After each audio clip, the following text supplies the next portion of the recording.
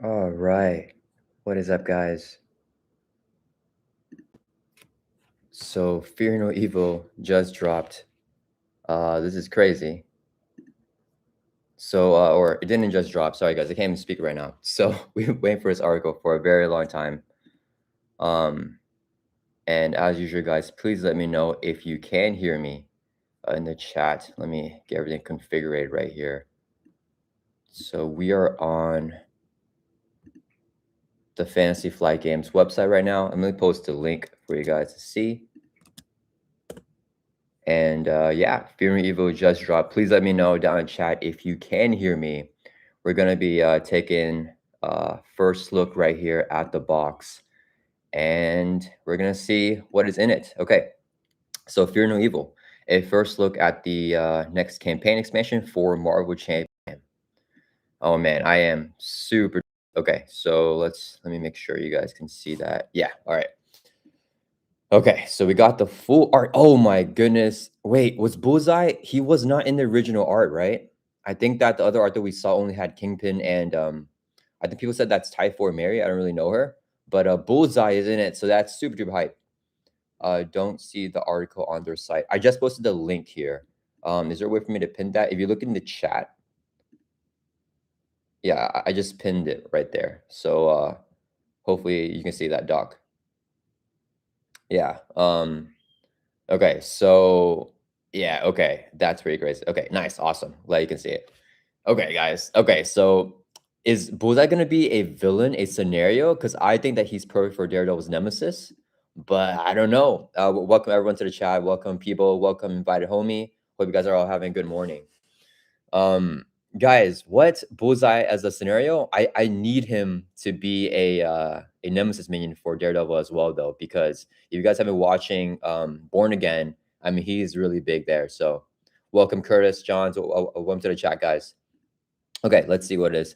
Crime is on the rise, and with it, our profits. Kingpin. Okay, what do you guys think? Do you guys think Kingpin is gonna be the capstone villain here? And also, guys, I want to know: do you guys want me to read everything here, or should I just kind of like skip along? Let me do a poll here, and you guys can vote on that. And I'm gonna go ahead and just start reading. But if you guys don't want me to read everything, just let me know. Should I read everything in article? Okay, and then yeah, so okay, let's go and get started. Okay, so everyone knows the Avengers and how they save the world on the regular. Dude, I'm super hyped right now. But for every cosmic tyrant threatening the planet, there are 6 superpowered criminals threatening the streets. 6 superpowered criminals. That's got a specific number. Ninja Land says Kingpin should be the main villain. I am hoping, fingers crossed, he is the final villain. Hopefully, he's really, really tough. I want to see him like Venom Goblin, Magneto level. It's these day-to-day villains that most often endanger people, street-level stuff, especially when they organize beneath a powerful ringleader. Guys, I think that's got to be Kingpin, right? To take on such a dastardly team of criminals, the team needs a team of fearless defenders. Iron Stark, welcome to the chat. Excited for a Bullseye. Yes, dude. Oh my goodness. A Bullseye scenario is going to be super duper fun. Hopefully, he can like throw stuff at us. Fantasy Flight Games is thrilled to announce Fear No Evil, the next campaign expansion for Marvel Champions, a card game. All right. Taking place on the streets of New York City, this campaign sees our heroes taking on the city's superpower criminal underbelly, resolving various crises as they work up to a face-to-face confrontation with the man behind all. Guys, I think Kingpin is going to be the final scenario, right? This expansion stands out from its peers by having 6 scenarios. Oh man, okay, that's what that meant there. That is crazy. Instead of the usual 5. Okay, that's pretty cool because it's the only expansion, coming out this year. So I think having 6 scenarios and a scenario pack, I think that makes up for a lot of that. That's really awesome. Okay. So it's a Marvel Champions first, okay? And then not only that, but 5 of those scenarios can be mixed and matched. Oh, so they're doing like a type of Civil War thing again with different villains from the box. Oh, wait a minute. 5 of those scenarios can be mixed and matched with different villains from the box to create a unique experience for each playthrough. Oh man, okay. I don't know, right? I don't know if I'm super excited for this. This is like very Civil War-esque, where you can mix and match the main scheme and stuff, but now you're mixing and matching the villains.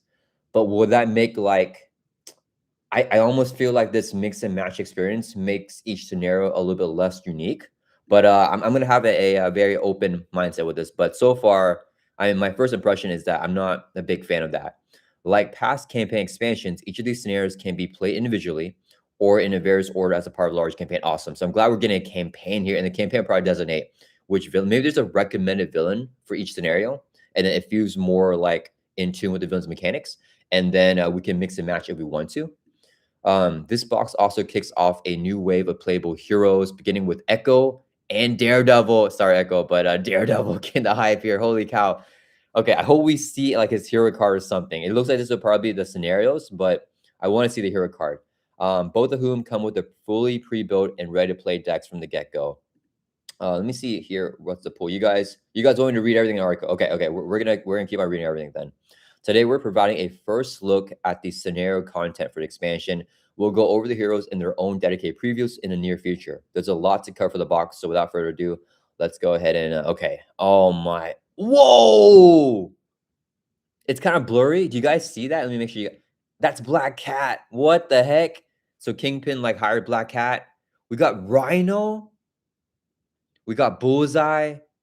These are like the most hyped ones. Holy cow. Curtis says, surprised to see Black Cat. Yeah, I was not expecting a Black Cat.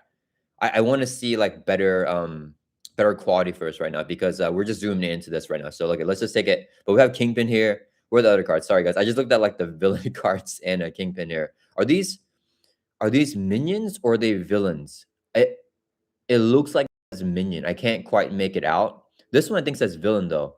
Yeah, this is a minion because she has villainous, right? Rhino's also a minion because she has villainous. So they may not be people say our third Rhino, I think. Yeah, it looks like this Rhino is gonna be a minion because he's villainous, right? Villains already have a boost card, so they won't have the villainous keyword. So Black Cat and Rhino here are minions here. Yeah, I think it is our third Rhino. We have a Rhino minion from the Sandman scenario, I believe. So yeah, third Rhino there. Okay. Not really, none of these other cards are like popping off to me, but yeah, Kingpin, Black Cat, Bullseye, Rhino, pretty cool. Okay, 5 underlings, 1 Kingpin. Oh, what the? That's the Electro. What? Okay, as mentioned above, Fear and Evil breaks new ground for March Champions by being the game's first campaign expansion to have 6 scenarios instead of 5. Okay, so these are going to be the scenarios. So that's Hammerhead. I don't know who that is. Who are these people, guys? Bullseye, when we have Electro here. What the? Okay, guys, let me know who these villains are.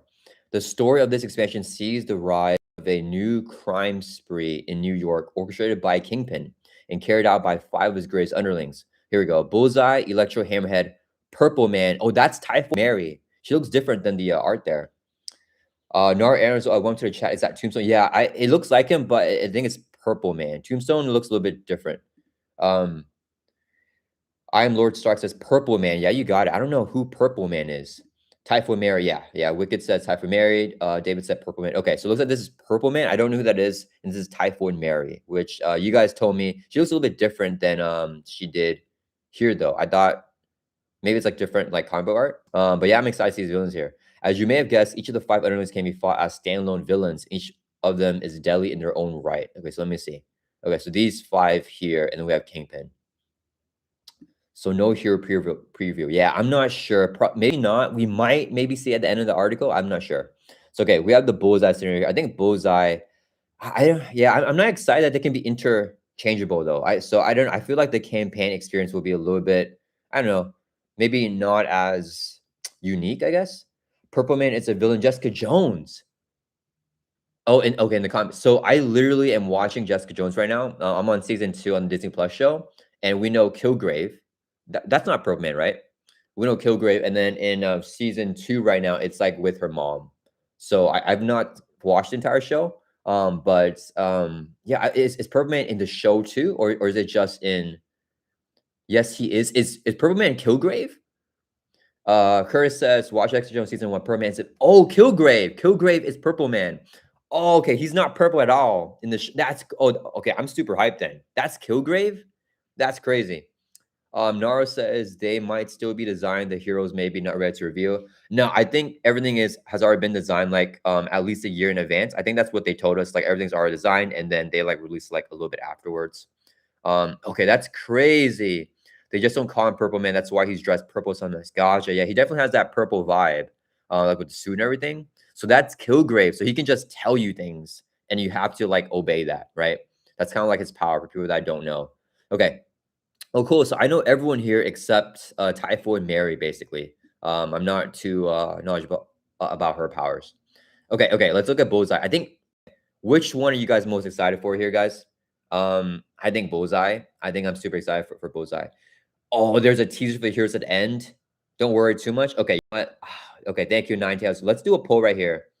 Should I skip really quick to the end? Should we skip to the end first to see heroes? Or no? Okay, let me get my other keyboard, guys. Sorry about that. So you guys don't hear the sound. I wasn't expecting to type, but I should have expected that. We're gonna do some polls here. Oh wait, I didn't start the poll yet. Let me see here. Start poll. Okay. Do you guys want me to skip to the end here? I'm gonna go whatever you guys say here with the poll. Okay. Yeah, I'm pretty high for both. I want to know which hero you guys are, or which villain you guys are most hyped for right now out of these five. So I'll do a poll for that after. Minimum says Electro's been a woman in comics for years now. Nariel says definitely gonna run Spider-Man versus Electro. Oh yeah, another like Spider-Man villain. But they do confirm their pre-constructed decks. Oh, what? Okay, okay, you guys are saying no. Okay, so I'm gonna let the poll run a little bit longer, but 73% of you guys don't want me to skip to end. So we're not gonna skip to end yet. Perman could be good, controlling your allies. Yeah, oh, that would be so fun, guys. Okay, okay, come on, let's take a look. Okay, so okay, oh, I do want to do that. Okay, I think you guys are all voting no. I think we're not gonna skip to the end here. Yeah, okay, okay. So let's go ahead and I want to do a poll. Which scenario, like which villain are you most hyped for? Because since they can be interchangeable, I think the mechanics would be less special, right? So let's see. All right, we gotta leave out one of these options here. So I'm gonna leave out. You know what? Okay, let's do two. Okay, let's do Electro. We'll do Bullseye. We'll do Hammerhead. And then we'll, because I only have four options to pull. So we'll do Purple Man, just because I didn't know he was Kilgrave. Or Typhoid Mary, because I don't really know her. So those are like the two that I'm least excited for. So, okay. I want to know what you guys are most excited for here. It said at the top that heroes won't be previewed. Did it say that? I must have missed that part. Or where does it say that? I don't know. Okay, okay. It's okay. It's okay. I'm Lord Suspects Francine Fry. So is that Electro accidentally? She was a supervillain groupie that Electro accidentally killed. Ben Riley cloned her in an attempt to bring Max under his thumb. Okay, so that's like the Electro. When Max killed her, some part of him imprinted. Oh, that's interesting. Female Electro has been in the comics over a decade. I think there was a storyline where she was obsessed with the original and killed him, took the title. Okay, so similar for that. Wicked says Purple Man, Kilgrave for the mind control. That could be really, really interesting. So after he brought her back, she took on his powers. Gotcha. Thank you for explaining the lore there. Okay, you guys are voting for Bullseye number one. Yeah, I think I'm most excited for Bullseye too. Okay, let's take a look at Bullseye here. Okay. Okay. So for standard mode, his villain stage 1 here, 0 scheme, 1 attack. Okay, so pretty bad stat line. So maybe it's something that's tied with that. Assassin Underling. When reviewed, set aside the adamantium lace spine. Oh, that's crazy. Okay. Okay, I want to see that card. Force Interrupt. When Bullseye activates, each of his boost cards gain like a +1, right? Basically. Sorry, guys. I don't know if you can hear. In my apartment complex right now, they're mowing the lawn. Hopefully, you guys cannot hear that and it's not loud. Welcome to the chat, Snow Wolf. Kakata says, I'm disappointed. Yeah, because of no heroes or because of the villains being like intermixable. Why Electro has yeah. Okay. Let's okay. So take Bullseye here. So okay, this is the Bullseye card. This bloodthirsty assassin adds an extra boost icon to every card in his deck, making his attacks a bit stronger and his schemes a bit trickier than you normally expect. Okay. So it's almost a 1 scheme to attack, which makes sense why this is like a little bit lower. But it's crazy because if he gets additional boost cards, then this becomes more valuable than the actual stat line, right? So that can be really good. Okay. This of course stacks with amplify icons like deranged bloodlust. Okay, so it's side scheme here. How does this apply to an intermixable scenario? Because this is like a bullseye. It's a bullseye card. I love the art here, guys. When review plays additional threat here equal to bullseye stage number. Okay. Oh, this is brutal in true solo. Well, the thing is, it's only a amplify icon, but the boost effect reviews it. So it's coming in with 4 and at least +1 threat, right? So it's gonna be like a 5 threat in standard for true slow, which is really, really tough. In higher player counts, I think it gets a little bit easier. So I think we just leave this because it's amplify. Like we probably can't take it out in one turn, especially in true solo. Iron Lord Star cannot hear the lawn mowing outside. Awesome. Very glad that you guys can't hear that. Beowulf says same thing. Okay, awesome, awesome, awesome. The bottom article does give a tease of how Daredevil Echo work, but with no pictures. Oh, I would have loved just seeing one picture more than like a tease of it. A picture would be like, I don't know. Picture goes is more than 1,000 words or whatever, right? Ninetail says probably just the main schemes interchangeable. Oh, gotcha. The encounter cards follow the villain. Okay, okay. I'm not sure if I like that either, to be honest, because I think I didn't mind it as much for Civil War because it's like for PvP. You know, you can like intermix everything, but I kind of like having just the regular main schemes like be very impactful for each villain because they apply to how like the villain's mechanics works.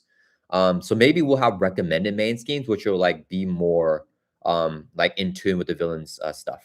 Okay, it gets even nastier when a card already has several boost icons of its own. What?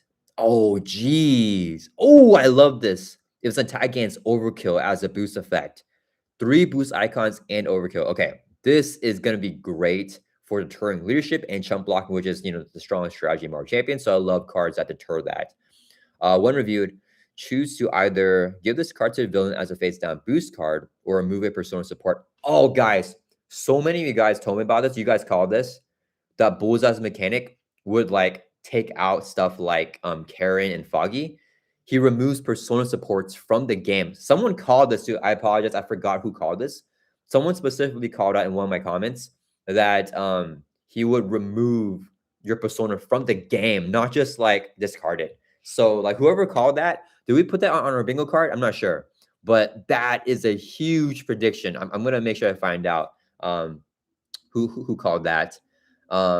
The Olaf says that article comment. Yeah, the article came out today. I have it in the pinned comment on the chat right there. If you guys want to see it for yourselves. Nora says, imagine a player count depending bad icon. Oh, that would be interesting. Like amplify per player. That would be kind of brutal. Then this, if 2 players in this, yeah. That would be interesting too. People says murderer. Yeah. That card hits like a truck. Yeah, dude. That's a crazy hard hit. And I love the overkill on it. I love the overkill. And when it's revealed, oh, you can choose. You can choose either to give it as a boost card, but this is like one of the worst boosts, right? So, I mean, even as a scheme activation, 3 boost icons is not great. Wicked says, okay, it's not on the main page of the site. You have to go to the news tab. Yeah. You can also just click that pinned comment. I think my pinned comment, is my pinned comment? Yeah, my pinned comment goes straight to article page, guys. If you guys want to just click that. Yeah, that also goes straight to the article. Yeah. Yeah, okay. So I love the options. This card is just super cool. This is probably my favorite card that we've seen so far. It's really cool. I do want to get y'all's take on your favorite card after we look at all these. I love having options, and they're both bad, right? You remove a persona support. If you don't have one to remove, you have to pick to give us a villain as a boost card. People says pin comment works. Yeah, good. This is a 4 boost. Oh, true, Ninetails. This is true. Yeah, it's a 4 boost because of Bullseye's ability. Wicked says, I'm gonna upgrade my components for his villain with rune knives. That's hilarious. Yeah. All right. Let's see here. Okay. You may have noticed. Okay, let's not skip here. You may have noticed an additional effect on a lost card. If you choose to not give Unerring Desire to Bullseye as a boost card, you're forced to remove one of your persona supports from the game. Bullseye is an assassin after all. Yeah, so cool. And notice I hit his enemies where it hurts the most. Their friends and family. Yeah. Unerring Desire is bad enough, but Bullseye can take things a step further and go after your allies with Raise the Stakes. We're getting a lot of his cards here. Raise the Stakes is attachment here. Is this the card? What? No, the Adamantium Lace Spine. Yeah, I'm excited to see that card. That card's going to be super cool. Okay. Attach to Bullseye. Whenever he attacks, give him 1 additional boost card for this attack. Oh, that's brutal. If this attack defeats a friendly character, remove them and this card from the game. Holy cow, this is very Nebula-esque. Is he gonna be like very difficult? Because Nebula is a very difficult villain. Because she's swingy, right? If she removes a bunch of your cards with those space pirates, then she's very hard. If you get lucky, she's not removing stuff, then she's like easy. Bullseye, if he's just removing stuff like constantly, I think that's very thematic to his character. I think that's gonna make him very difficult. For a like first villain too, Snowwolf says bye-bye chumper. Yeah, no chump blocking against Bullseye with overkill and this nasty attachment right here. Give him additional, yeah, and he gets extra boost too, which is just like rough for him. But one thing that I'm seeing right here, which may make it a little bit easier, is that these attachments are low tempo when they come out, right? So if you reveal this as an encounter card, but you already have the kill, you're good to go, right? This doesn't do anything right away. Same for this card. You can choose just give him a face down boost, and if he doesn't activate yet, you're fine, right? So he's kind of like building himself up for like a bigger hit next turn. But if you can kill him in that one turn, it's kind of a lower tempo encounter card. Not like Fanaticism with Ronin, which surges, so you get another encounter card on top of like the overkill piercing hit. So Wicked says, dang, if he kills him with that, I gotta leave the table. yeah. Ninetale says, or you might just want to throw an ally to remove this card to remove a 4 booster. Yeah. Minimum says, finally, me forgetting to play allies plays off. Yeah. This is gonna like everyone that doesn't like allies. Like some people don't just forget, they just don't like including allies in their deck. So there's gonna be a great scenario for that, and definitely gonna promote non-ally. I think that the more scenarios that counter allies, the more the game will get balanced with leadership being strong. So one thing I really want to see in the game though, I don't know if they would ever do this, like an expert 3 with a permanent environment where it's like every ally enters play exhausted. We've already gotten that with the main scheme from Civil War. I think that's like a vision main scheme, like the 2B one. But it would be cool to have a permanent environment for expert 3, and it's really considered the most expert, like the most tough expert mode, because every single villain or every single ally when you play, they're just exhausted. So you have to choose to next turn have them, thwart or attack, or just have them chump block for you. So you lose that high tempo with the allies in addition to having them block for you. That would be really cool, expert 3 set. Snowwolf says, I like allies. I hate the epidemic of 2-cost allies. That's true. Maybe it just wasn't 2-cost allies existing, because they do something and then they negate the activation. Yeah. 2-cost allies just immediately thwart an attack and they just chump block. And I think 2-cost allies are definitely a lot more powerful than 3-cost allies, because if they have more hit points, you feel kind of bad if they block immediately. But yeah, okay. So Bullseye looking tough, but some of the stuff is kind of low tempo. I do want to see the okay, wait, sorry guys. I said I was gonna read for you guys. Okay. And incessant pursuit, gradually whittling down your forces until it's just you and him left. What is this? Okay, this is attachment on an ally. Love that stuff, guys. Attachment on an ally. Okay, so you have to. Oh, it's only 1 per ally. Otherwise, the card gains surge. Force interrupt. When the villain would attack you, I love this art right here too. When the villain would attack you, it attacks attached ally instead. Okay. Oh, and it gets overkill. If the attack defeats attached ally, remove him from the game. Wow. Okay. This is I don't think it's that bad of a card, to be honest. I don't think it's that bad of a card. I think I love the flares, very thematic. I don't think it's that tough, right? Because all you need to do is just have the ally activate or have them get discard some other way, right? With consequent damage, something like that, and then you can avoid this. And this card will get discarded when the ally is discarded anyways, right? So that's like the main thing with this. I think this card isn't bad. If he gets the activation right after, like if he gets 2 encounter cards, this is the first one, and he gets an activation, this could be bad, right? So if this force interrupt here procs, it's absolutely brutal. If you're able to have the ally die before this thing triggers, whenever he would attack you, then it's not too bad. Wicked says, Avenging just got more thematic. Yeah.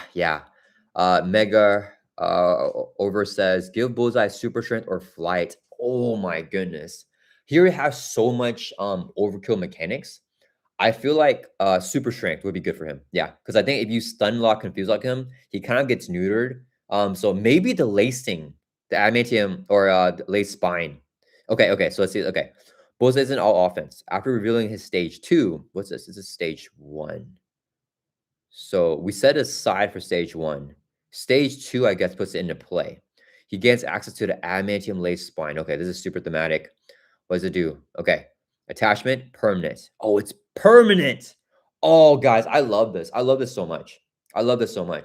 Because the adamantium lace spine, if you're playing on standard mode, it won't come out on you. But if you're playing expert mode, you start off on stage 2, he'll have this for the whole game. He'll have this for the entire game if you're playing on expert mode. On standard mode, this ramps up on his stage 2. That's so good. I love that design where there's a huge gap between standard and expert mode. Because like for people that want to play on standard, I think this is good for them. For people that want to play more difficult scenarios on expert, this is good for them too. Force interrupt when Bullseye. Oh, it's a tech card. When Bullseye would take damage, prevent all but 3 of the damage. What? Place the damage here. Then there's. Oh, you flip it over. Place to prevent the damage here. If there's 6 or more, we flip it. What is the other side? Does it flip back and forth? Significantly reduce the amount of damage you do to him in a single instance. You either have to rely on multiple small hits. Oh, I love that. I love that. You guys know I'm not a big fan of multiple small hits, but I like stuff that promotes that because most villains kind of promote bigger hits, right? Like Venom got me want to do big hits because he has retaliate, stuff like that. So it's nice to have a villain promote smaller hits or hit him hard enough to flip the attachment to this damage side. Okay, this is the flip side here. So it's still permanent. After he schemes, oh, that's so thematic. That's so thematic. The art and everything. After he schemes, remove 3 damage. Then if there's no damage, flip it. That's so thematic. That's very, very thematic here. Okay. So he's gonna be a tanky villain. He's gonna be a tanky villain because you're starting off extra mode with this in play, right? Standard mode, you don't have this, but extra mode, you start off this one stage 2. Each time he takes damage, you prevent all but 3. So you want to just do like, smaller hits. And then if there's 6 or more, so you got him at least twice, right? 3 and 3. Then you flip it over. And then, so like, it's annoying because you have to hit stuff kind of perfectly, right? If you like have like multiple hits of 2, you might overkill a little bit, right? Like if it's already at, 3, and then you put like 2 more damage, it's 5, and then you do 2 more damage, you have to overkill, like lose 1 of the damage basically, right? You have some extra damage there, which is not great. And then it flips over to here. Whenever you flip it, remove 3 damage. So, it'll still have 6 damage on it. The damage stays there. Okay. So there's 6 more damage. You keep 6 damage on it. Okay, you flip it. Okay. Oh, it's not as bad then. Never mind. Okay. So he can scheme twice on you. Basically, when he schemes, nothing happens. You just take 3 damage off. He schemes again, you take 3 more damage off. And there's no damage on it. You flip it back over, and it's back over to the adamantium lace spine. Okay, okay. I don't know. I wouldn't mind it being a little bit more difficult. I think that it is going to slow the players down. What would be interesting, what I probably would have wanted to see more is if he could, like every single time you attack him, reduce the damage by 1, something like that. Because then that makes it a lot more tanky. Because this, if you're lucky and you already have like 3 attack hits, like if you're playing Hercules or something like that, you can still get rid of this without much of it like affecting the game. You know what I mean? Like if you just swing for 3, swing for 3 again. It's yeah, if it like reduced damage by 1 with this effect, maybe that's overkill. But I feel that would definitely make him very tanky. But yeah, definitely a fun thematic card here for Bullseye. I love the flare on the card. Wicked says, I'm going to solo him with Daredevil with my eyes closed for the most thematic experience.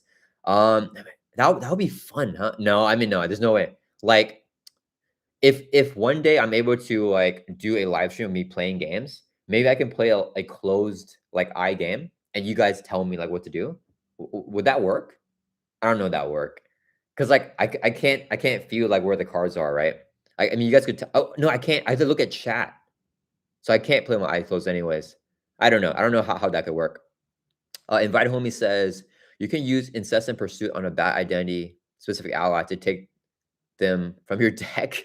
That is savage, dude. So you mean like War Machine ally, like you play him and then you put the incessant pursuit on your War Machine so you can remove him from the game because you don't want him anymore? That's savage, dude. Savage. Mega says you can also bypass with multi-attack events. True. Evans Snowell says that doesn't say instead though. He still gets his scheme. Yeah, true. Yeah, it's just like adding on to a scheme.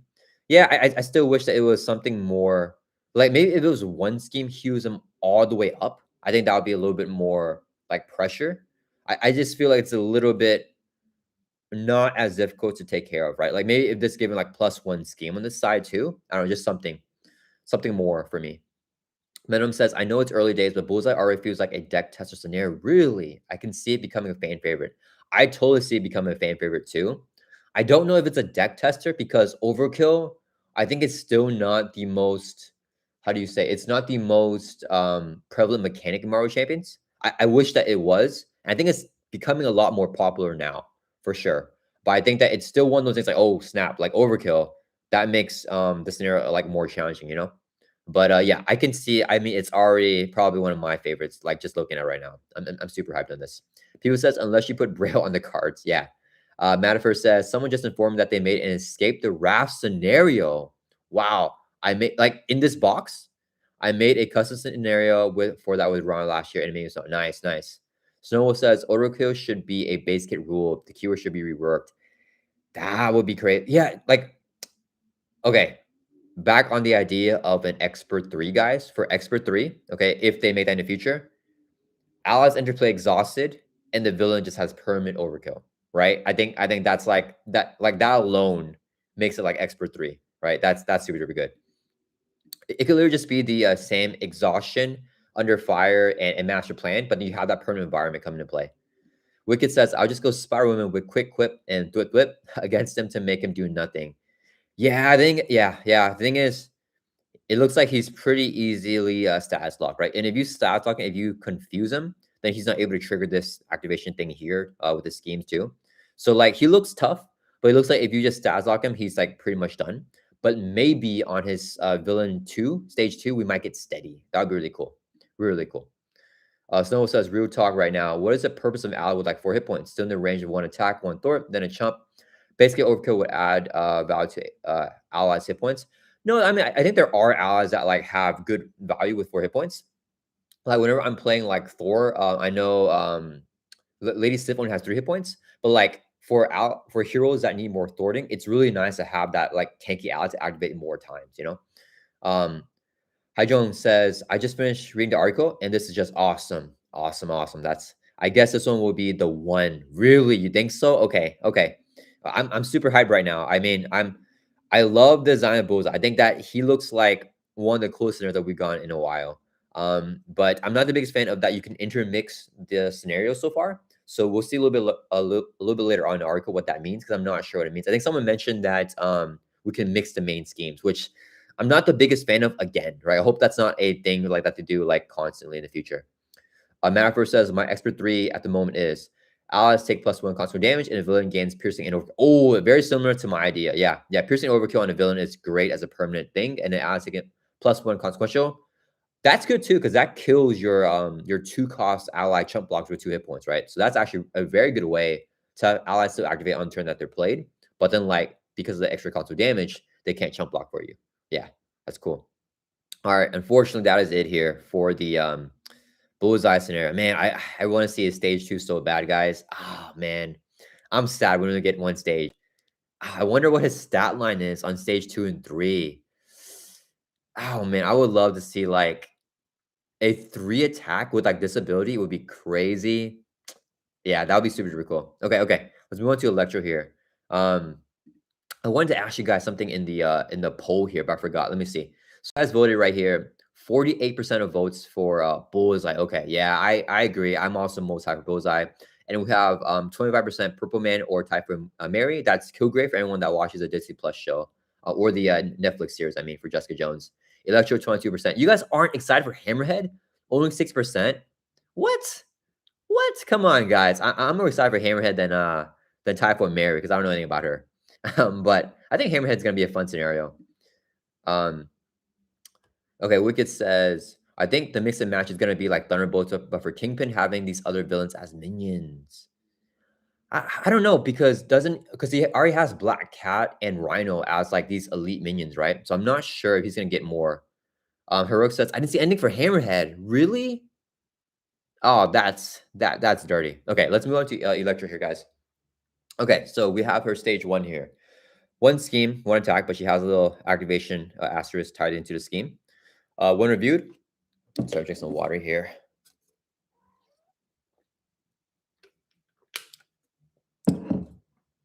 Okay. Hydro says, I need a milkshake. Yeah, me too. Ninetail says, Rhino seems to be a mod set. Oh, that's cool. We already kind of have one, right? With the that salmon scenario that like, I think that Rhino has like 8 hit points. So, okay, let's look at Electro here. Wait, okay. Wicked says, the title of the section in the article is called 5 Underlings, 1 Kingpin. So I might be onto something. The underling. Oh, okay. People says City and Chaos. Oh, is that the Sandman one? Okay, okay. Let's take a look at Electro here. Okay, Criminal Underling.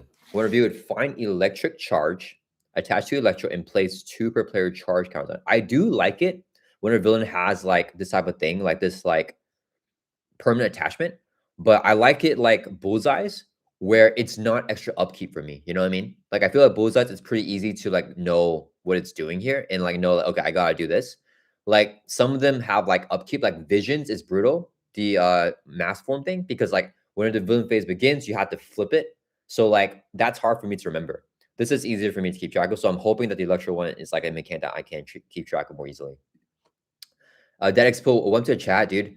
Pretty excited for this box. I think the mix and match idea is super cool. Cool. Oh, well, I'm glad to see that that some people like it. Let me do a poll here. I think that's what I want to ask you guys. Thanks for reminding me. Okay, how do you guys feel?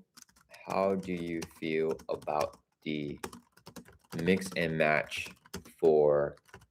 I'm not sure if it's main schemes yet, actually. So let me just say mix and match for scenarios that you can interchange the villains. I don't really know what that exactly means yet. I like it. Don't like it. Okay, let me see what you guys think about that. Okay, all right. So force response after Electro schemes, you place a charge counter on it. Okay, so you just gotta remember every time she schemes, and she has that little asterisk there to help you remind that. To help you remember that. Okay, that's not bad. That's not bad. So you just gotta remember every time she schemes, you place a charge counter. And I'm guessing when there's enough charge counter, something will happen. Bullseye's already a tough customer on his own, and he's just one of 5 underlings on Kingpin's payroll. Francine Fry, also known as Electro, is another one of those underlings, and her dangerous electrical powers are only matched by her explosive temper. She begins the game with electric charge in play. Okay. Oh, it gives her extra attack. It's so let me see. Whenever she schemes, she gets a charge counter, but it boosts her attack. Okay. Whenever she attacks, remove a charge counter from here.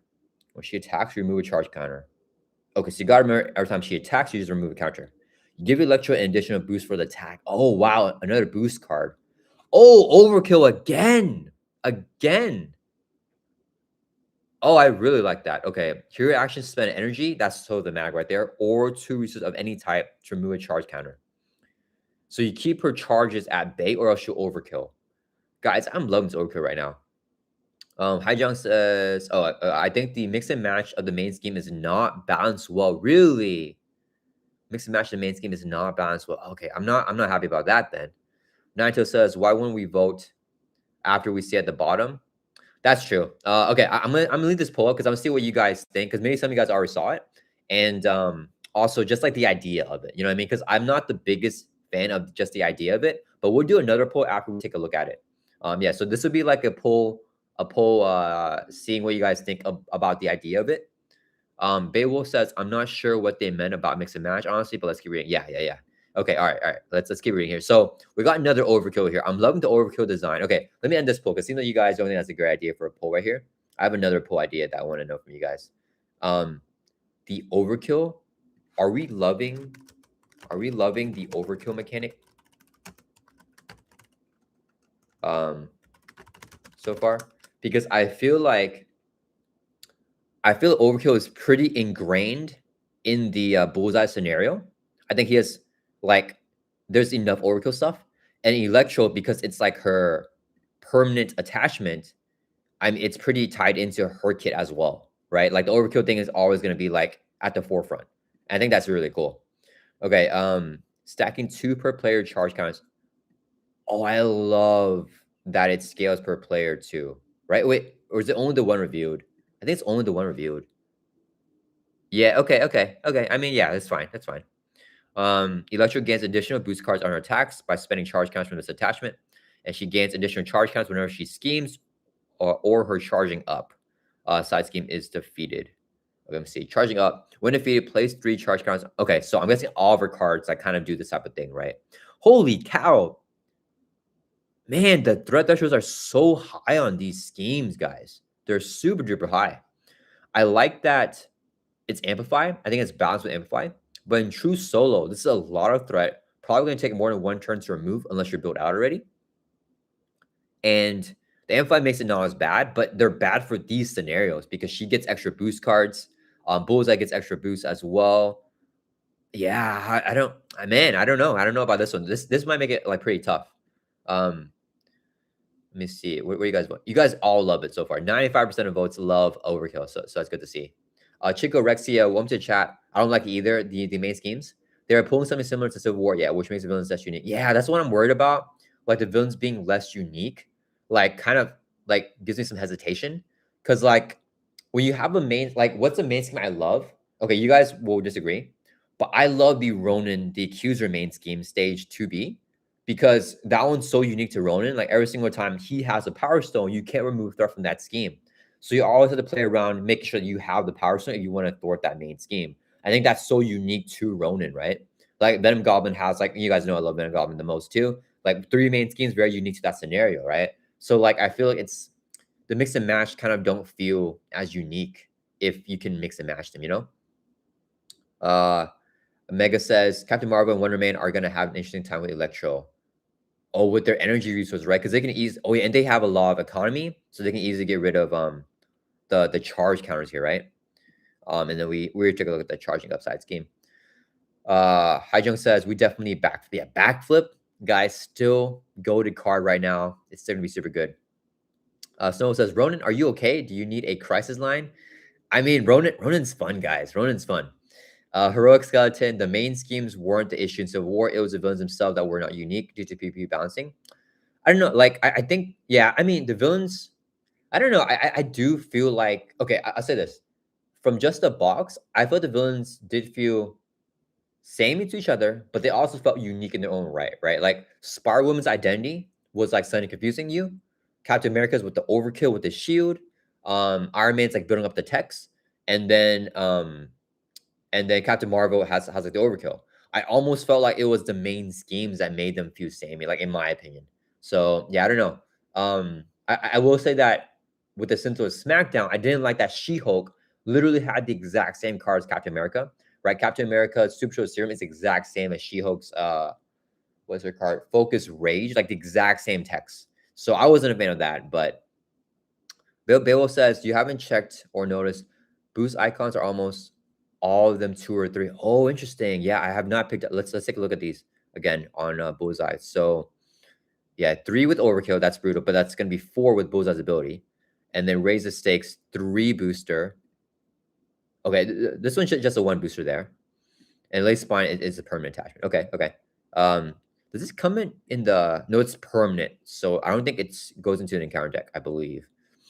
Let me see. And then with electric charge, no, that's a permanent. And then charging up is a high. Yeah, it seems like we're getting some high boosts. Hopefully we could get some 4s. Some quadra boosts would be unique because like I can probably name on top of my head all the scenarios that have like quadra boosts. I think it's just Magneto with his side scheme is a 4 booster. And then Loki doesn't have a 4 booster, but he has in his recommended module with Laufey. So like if they add more 4 boosters in the game, that'll be really fun. I am down for that, like Kingpin, having like some 4 boosters. Solo, welcome to the chat, dude. Spider-Ham looks good for this too. Using tune counters, eat the charge. Yeah, true. Wild resources and energies are good for Electro. Game Guy says, I like having mix and match as a unique gimmick to the box. If Electro, for example, plays differently based on what mission you play, that's a great addition in my opinion. Won't know until we play it through. True. Yeah. I'm definitely going to be open-minded for it until we actually play it. But I do want to share my thoughts here whenever we have some thoughts, whenever we take a look at it in a little bit. Bill says, they hit like a truck. This is hard. The condition cards make more sense now. That's true. Maybe the condition cards were like designed with this in mind, almost. Okay. Thankfully, the heroes are able to remove charge counts from electric charge at the cost of a few resources, and this is definitely something you'll want to do. Dealing with extra boost cards is already bad enough, but if you aren't careful, Electro can devastate your entire team with a burst of chain lightning. What? Guys, please don't be like a, what's that called? The concussive blast from Ultron. Chain lightning is a treachery. When reviewed for each character you control. Oh, okay. So it scales for each character. Exhaust it, or do you want damage to the character for each character you control? So we can pick for each character to exhaust or deal damage, right? Do you want damage to the character? 3 instead if there are any charge counters on Electro. Remove 1 charge counter. Okay, I mean, this isn't bad. I think we just pick to exhaust unless you're already exhausted, right? Because if you're exhausted, you can't pick the one to exhaust. But man, maybe she'll have mechanics to exhaust you. Because if she exhausts like your allies and your player, like your identity, This will most likely be doing 3 damage, right? Because I feel like when are we gonna have her at 0 counters? I don't know if we want to spend that resource sink to keep her at 0 versus actually playing the cards in her hand, you know? So I feel like when I'm playing her, she would probably have like at least 1 charge counter on there. And then I feel like this would do 3 like to everybody, which is kind of brutal. Venom says at least ally gambit is less likely to whiff. That's true. Yeah. Ally game's gonna be pretty good here. Isn't the dragon also 4? Oh yeah, true. Yeah, the dragon. Yeah, good shout out. Dragon from Mojo Mania's scenario pack also has 4 boosts. I just think that's I mean that's not a required module for anything. You know what I mean? So like you never actually have to play fantasy, so I don't really associate with any scenario. I always play it though with Mojo because I love that module. But yeah. Good shout out there with the 4 booster. People says it's not bad at all. You just choose damage to remove counters. You just choose damage to remove counters. You just choose damage. What? I don't. I mean, what if it's 3 damage though? Because no. So basically, if there are any counters to remove, then you have to do 3 damage, right? If there are no charge counters, then it just does 1 damage to each character, right? Yeah. So if there are no counters, it's just 1 damage AOE. If there are counters, it does 3 to everyone, and then you remove them. I feel that's brutal, no? That like wipes the board out of all your allies. People, one to chat says in solo, you start with 4 counters, -1 if she attacks the first turn. Gotcha. Yeah, I feel it's a lot.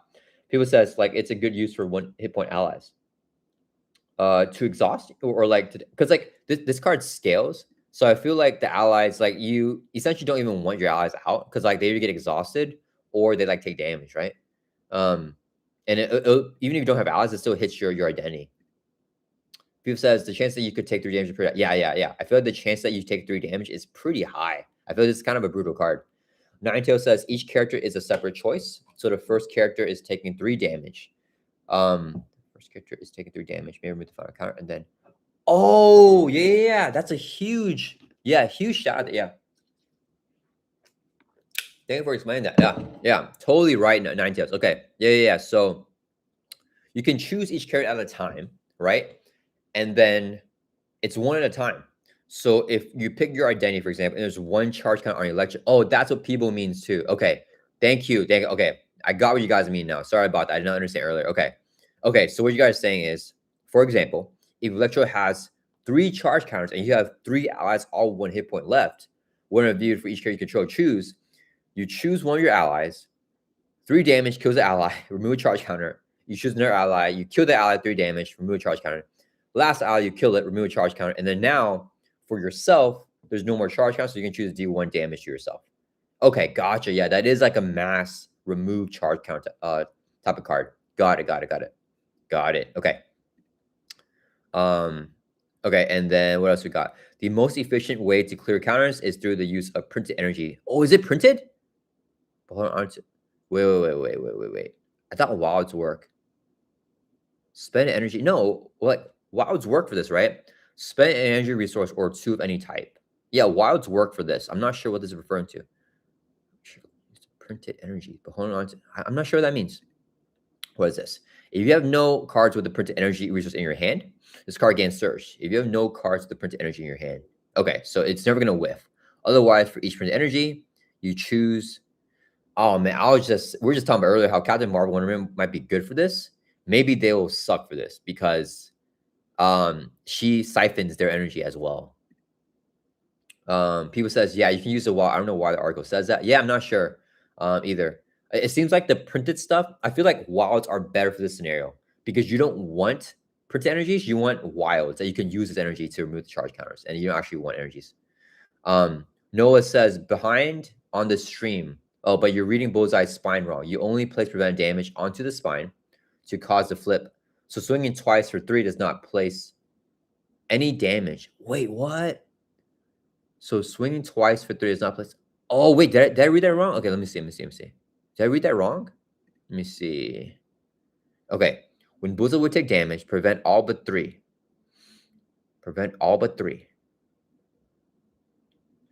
Oh, you placed the okay. So let's say we're attacking Bullseye for 3. You prevent all of it except 3. So that means you don't prevent anything. Place the prevented damage here. There's nothing prevented. And the 6 more you flip. Oh, what? Sorry, guys. I read this wrong. Okay. Sorry, guys. We read this wrong. Okay. Or I read this wrong. Okay, you guys may have read it right. Okay, let me clarify this. Okay, so, oh, this is confusing. This is confusing as heck to me now. So when Bullseye will take damage, you prevent all but 3. So you attack Bullseye for 4 damage. Okay. 3 damage goes through. You place 1 damage counter here. So, oh, okay. I like it so much more now. All right. This is so much better than I thought. Okay. He is super tanky. Yeah. He's super tanky with this. Yeah. You basically cannot do big swings unless you flip him. You have to allow him to prevent your damage, which is just inefficient to allow him to prevent damage in order to flip this over to damage spine. And when it's on damage spine side, that's when you can burst him down. So basically, he just cannot be bursted down with this. That's really cool. Okay, he just like jumped way up for how much I like him. You know, I love to burst down villains. Bullseye just jumped because like this is a really unique mechanic. It's like a huge stall tactic against the player, and you have to waste 6 damage because you have to allow him to prevent 6 damage here, which is wasting your 6 damage in order to get over this side where you can actually do more than 3 damage with 1 hit. Okay, got it. Thank you for explaining that, dude. Apologies for reading that wrong.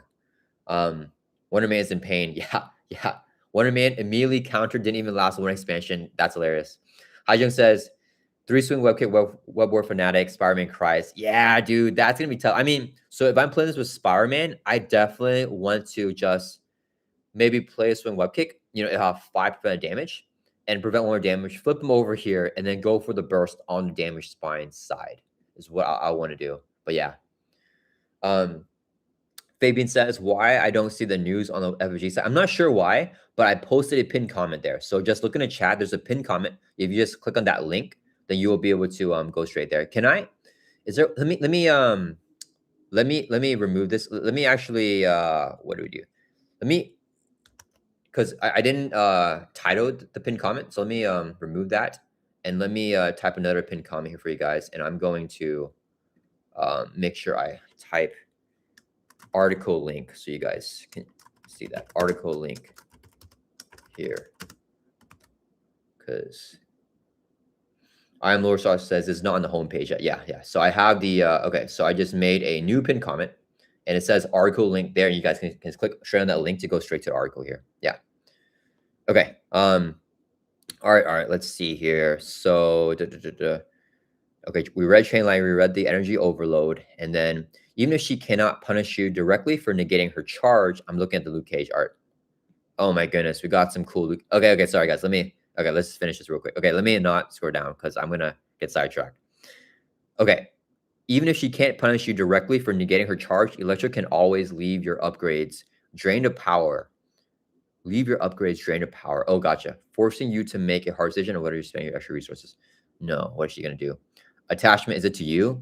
Yeah, one review attach your identity and exhaust each upgrade you control on the one review. I hate stuff like this. Is very Magneto-esque with this electromagnetic blast. Comes with 3 drain counters. When upgrade you control would ready, you may spend energy or remove 2 any type. If you do remove drain count from here. Otherwise, it does not ready. Holy cow. This is brutal. This is absolutely brutal. So it depends. Dead Expo says it's rough. Yeah. So, okay. This card, I don't think it depends on your hero. If you're playing a hero that needs to exhaust your weapons, like not weapons, that needs to exhaust upgrades to do things, like you're playing like X23, like her claws will just be exhausted. You have to get rid of this card. But I'm thinking like if I'm playing Spider-Man and I'm not playing, I'm not using the web shooters. Yeah, if I'm not using the web shooters, like it doesn't matter because Spider-Man is not really including that many upgrades in his deck. And all the upgrades that he does includes if you want deck build with him, like combat train, it doesn't need to be readied up to use the ability, right? So like if I'm playing a Spider-Man deck and I'm not playing those web shooters down, I just avoid playing it when I get this card. and it doesn't do anything. It doesn't do anything at all. Yeah, Spider-Man does not care about this, right? Um, Snowball says Iron Man's crying. Okay, yeah, Iron Man's crying. Iron Man cares about this. This kills Iron Man. Yeah, I think for some heroes it's brutal. For some, it's not that bad. So I do like that though. Like she'll counter some heroes. Um, Mega also says Iron Man's worst nightmare. Yeah. Hai Jung says SPDR cries. Oh man, poor SPDR. Yeah, she can't even exhaust to spend the resources for this because upgrades are exhausted, right? Yeah, yeah. You can't even write up the upgrade to spend resources for that, and she has no economy. With dude, this kills SPDR. Is this like a new fun scenario for Penny Parker? Because like with sync ratio, you exhaust your upgrades to generate resources. This prevents you. So her hand stats is terrible, right? She has a 3-card hand in hero form. Do you use all your economy just to get you, this card out? I guess I don't know. This is brutal. That Expo says half asleep right now. Does this affect OG Black Panther? I don't think it does. I think Black Panther's chilling, right? Black Panther's upgrades don't need to exhaust. It does affect it if you play a firepower deck, which is my favorite way to play him because you have to exhaust him for firepower. But if you're not playing that, Black Panther is chilling. Yeah, because Golden City is a support. I don't think he has any upgrades they have to exhaust. Yeah, so I feel he's chilling. Venom says Black Panther suddenly just a guy. That's hilarious. No, I think he's okay. I think it's okay unless you're playing like a firepower deck. Heroic Skeleton says Psylocke. Oh, Psylocke is done. Ninetale says it's the Mac for these suit heroes. No power means nothing. Yeah, true. Spider-Man makes sense for him. The web shooters don't work because of their drain of power, but he's just chilling because he's strong. Snowball says Rogue says final exhaust touched. That's funny. Yeah, that does not affect her at all. It doesn't affect her jacket too, right? Yeah, because jacket is a non-exhaustive effect, or how do you say that? It's an effect that is like constant. Yeah, a constant effect. Hai Jung says totally agree. This one is brutal for SPR, not for Iron Man. I think it is brutal for Iron Man too, right? Yeah, it's brutal for Iron Man and SPDR, not brutal for like Spider-Man. Heroic Skeleton says it doesn't sound bad for Iron Man. Really? You have 7 cards in hand, probably a lot of energy resources. Oh, okay. You're saying is it not bad for Iron Man? I mean, maybe if he's built out, but like when Iron Man is built out, I don't think anything's bad for him. I think Iron Man is just like super strong when he's built out. But I feel like it is kind of tough, right? Because you don't have your rocket boots, you don't have your gauntlets, you don't have your arc reactor ready. Like everything needs to ready, right? So I agree. If he's built out, it's not bad. But I think if you're still trying to build out in your hands is like 4, and you get your arc reactor exhausted or like whatever, it could be brutal. Jeremy says it's bad, but not as bad as Penny. Yeah, I agree. Yeah. Definitely bad for Iron Man, but not as bad as Penny Parker for sure. Penny's brutal. Ninja says Sunfire stock just went up. Does this kill Sunfire? Or does Sunfire kill this? No, Sunfire, I don't think Sunfire kills this, right? Does he? I don't think he kills this. I don't think he kills attachments because Sunfire kills things with responses and actions, stuff with hero response and hero action. So I don't think he actually kills Drain of Power, unfortunately. Remo says no hero action remove. Yeah. This looks like it's gonna be a harder box. Maybe. I'm hoping for it. Yeah. I think Sunfire can't kill Drain of Power. Yeah, Sunfire needs a hero action, hero response. Thank you, Snowball, for clarifying that for us. Okay. All right. That's it with Electro here. So we're not really getting. I think we're getting a decent amount actually of each scenario. Okay. Let's see what Luke Cage is doing here on the car. Crime spree. Oh, we're getting our first main scheme. Okay. By now, some of you may have noticed that we have yet to review a main scheme for either of the villains. That's because none of them actually has a main scheme of their own. In fact, no underling villain in this box has that. Instead, each of the scenarios in this expansion, with the exception of the last one, which we'll get into in a moment, exists independently of the villains, and you can mix and match. Okay, so I'm very happy that Kingpin gets his like dedicated main scheme for him at least. I'm very happy that he gets that. But yeah, it's gonna be a little bit different here. Can Vivian blank it? Yes, Vivian should be able to blank this. Vivian can blank this attachment. Yeah, so she'll blank it for 1 turn, but like yeah. Let me see. Yeah, it's just but then this fortune will come back and play in the next round, right? Mega says this makes Falcon even weaker. How does it make Falcon? Yeah, because Falcon also has a bunch of tech, right? Those, or not tech, but like those upgrades. So and his economy is not good. So yeah, Falcon. Yeah, this thing kills Falcon too. Yeah, this is a SPDR and Falcon killer. Hyjin says, nope, Sunfire, Magnetic Blast, and Disarming Defense work for hero action, hero response. Yeah, yeah. Venom says, I'm getting to fear the evil. That's hilarious. Yeah, me too, me too. The overkill and everything we've seen, I am pretty high for the box right now. Definitely, they should have called it Fear the Evil. Jeremy says, it's like the villains are modulars and the main schemes are actual scenario. Really? Herc Skeleton says, Falcon's Flock is unaffected. Yeah, but the problem is Falcon's Flock doesn't generate resources for this, so it doesn't help you get rid of it. So like you can't use any of his other stuff. Like basically all of the other stuff is done, right? Like all the other upgrades can't be used except for the Flock. So yeah, I don't know. Yeah. Getaway says, okay, so this is our first main scheme. Okay, let's look at the first main scheme. It's called the Getaway. 1 out of 8. So we're getting 8 main schemes, all from the Getaway module, right? 8 main schemes. I'm guessing they're all like 1B, and then like 2Bs, and there's maybe 4, right? So there's 4 different ones. So 8 total different things. I'm thinking. No. What the heck? Oh man, at this stage, completed players lose a game. Oh wow. Wait, did it say how many scenarios that we're getting up here? Did it say the amount? 6 scenarios. Are they all just 1 main scheme stage? Oh, I hate the 1 main scheme stage. Because like it just makes threat like more cutthroat. So it is gonna be difficult then. Okay. Let's see what this does. 9 per player threat. It is decently high. It's decently high. 4 interrupt. Wait. Oh, what the fork? Sorry guys, I'm getting sidetracked. 2 per player threat per turn is brutal. For 1 main scheme, you lose a game.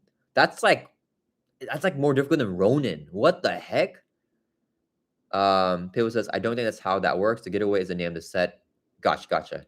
Oh, okay. Thank you for explaining that, people. The Getaway is the name of the set. I don't think there will be main schemes in the same set. So you're choosing main scheme like set Getaway, and you put like Bullseye with it. Got it. That makes sense. Okay. Thank you, people. Thank you. Hyjung says under surveillance. Yeah, I mean, I got under surveillance because this looks absolutely brutal, guys. What the heck? I don't think this may be the most cutthroat main scheme in the game. The only one that I think is like close is the Black Widow scenario, but like I don't think hers is as, because this is just always gonna be 2 here, right? I feel that's kind of brutal. Dead Expo says can't let the getaway driver get away. yeah. Rhino. Yeah, Andrew Nelson. Welcome to the chat. Yeah, Rhino is brutal, but it's only 1 per player threat. So like I prefer 1 per player threat with a 7 threat threshold than 9 and a 2 per player threat. Because for Rhino, if you clear out the main scheme and then the villain phase begins, he adds 1 threat and he needs to add 6 threat to like scheme out on you, right? For this one, it adds 2 threat, so you need to add 7 threat. Like the villain needs to add 7 threat to scheme out on you, which is easier than Rhino. But if you put it with a villain like, with a villain that has more than like 1 scheme, because Rhino only has 1 scheme, it automatically becomes worse. You know what I mean?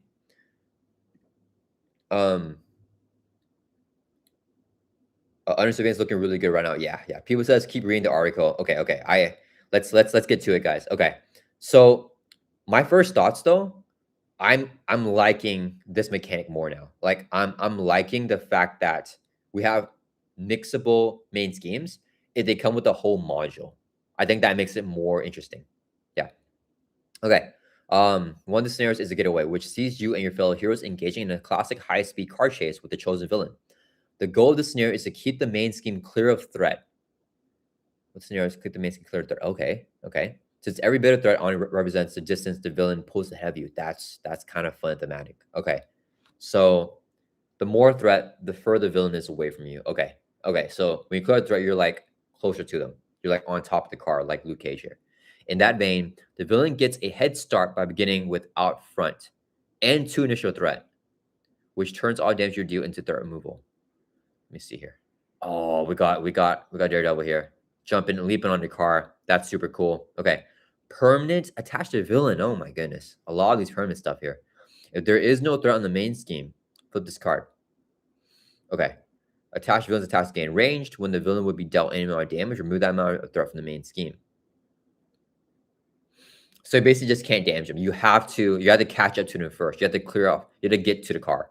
Yeah. Okay. So you just get to the car. Then you flip it over. What happens when you flip it? So that's out front. Okay, that's a villain out front of you, which turns all damage you. Okay. You clear off threat and then you pull up. You'll pull up along. That's hilarious. You pull alongside them. That's super cool. Or on top with like Luke Cage and Daredevil. Permanent when reviewed, each player takes 1 player damage. The villain takes 2 player damage. Okay. So it's just a permanent attachment. The effect just happens once, right? Oh no! I'm sure the other cards in his module will have the villain pull away from you again, and flip this back over to out front, which will stall you. Got it. Let me see here. Haijung says under surveillance. Yep, MVP. Wait, no, I think I read this already. Where would chat, guys? Okay. Proof Rock, welcome to chat. I forgot this today. How could you forget? This was in my calendar. It's a huge hype moment here. Dead Expo says, okay, but the mag of this scenario is awesome. Yeah. What's cool? So now I'm kind of turning back around on like my initial thoughts. I mean, this is still my initial thoughts, but I'm liking this because you can put this with any one of these villains, right? So it can be Bullseye in the car, like getting away from you, or it could be like Electro trying to get away from you, right? Like any villain that you want to like chase down, you can put this like main scheme with them. I'm wondering, we could technically play these with Civil War villains, right? Like you could have Captain America getting away from you, right, in the car, and you just put this main scheme like module in there, right? Bayo said you didn't finish reading the main. Oh, did I not read the whole main scheme? Okay. Let me. Sorry, guys. I apologize. When the round ends, if there is threat here, oh, I hate this because I'm gonna forget this. That's like upkeep that I forget.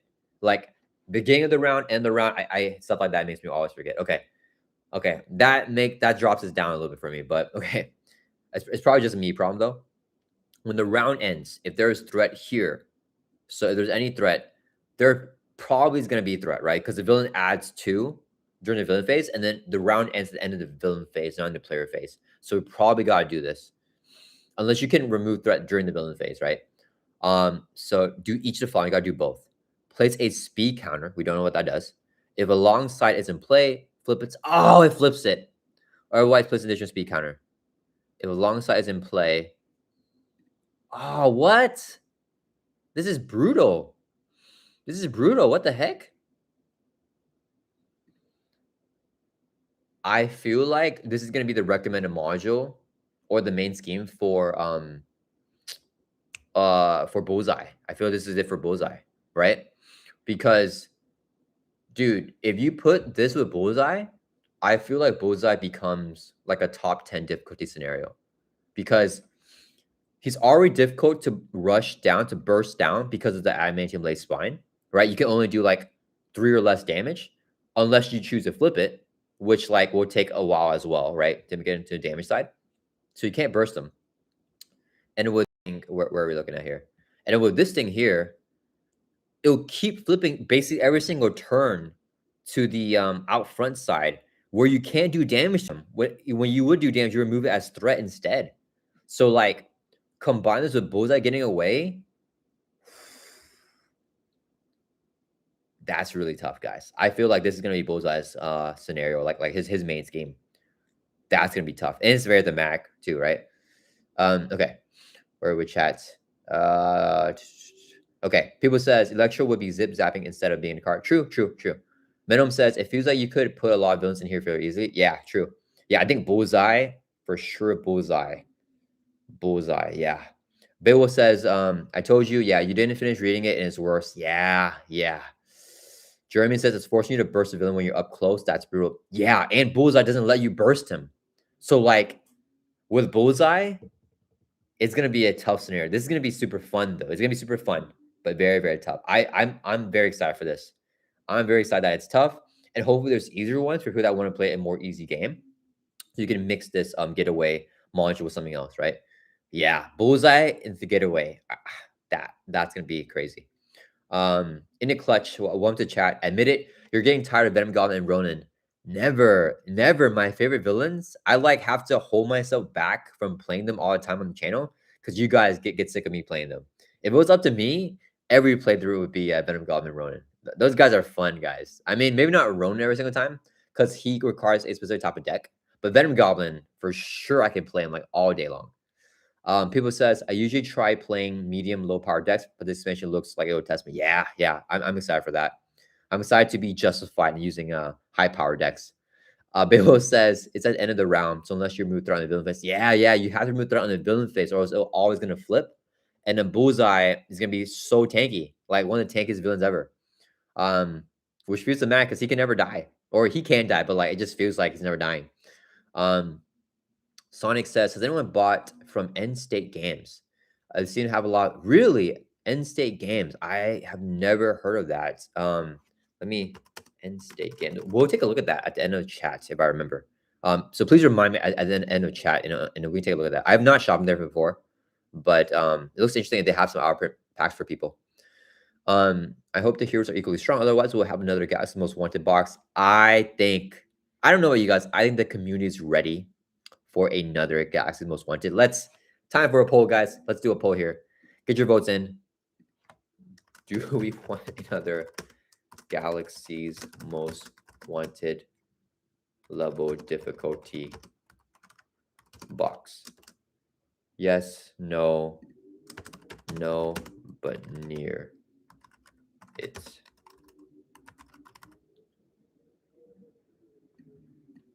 Let's say near its difficulty. I have been waiting for this. Jasco Gaming, welcome to the chat, dude. Glad you can make it. We're a little bit deeper into article here, but I do have the link there in the chat if you want to click on it and check like just see the article. Okay, let me catch you here with chat. I hope the heroes are equally strong. Otherwise, we'll have another. Oh, the heroes. Yeah, I hope that they're okay. I hope that they're like B tier, A tier level. I don't want them like super powerful. Jack Bill says, I was watching the Daredevil Born Again podcast, and Charlie Cox said the one thing that he still like to do for Daredevil is a card chase. Has he really not done that? You know what I just got the other day in my YouTube like recommended videos? I just got the what's it called? The Ben Affleck Daredevil versus Bullseye like scene, that card chase from that movie from like 2003. I just got that, and I just watched that like clip. Yeah. So yeah, I mean, has the Daredevil from like the Charlie Cox Daredevil really not done a card chase scene? I just feel like it's so Daredevil. Snowwolf says Web-Warrior Fanatic wants a scenario so hard that if he loses, his parents go to jail. I mean, wait, why would I want what? I do want a scenario hard though. Yeah, for sure. Ninetales says you're not really wasting your damage though. Each turn adds 2 per player, and flipping it to alongside would do 2 per player damage to a villain. You're not really wasting your damage though.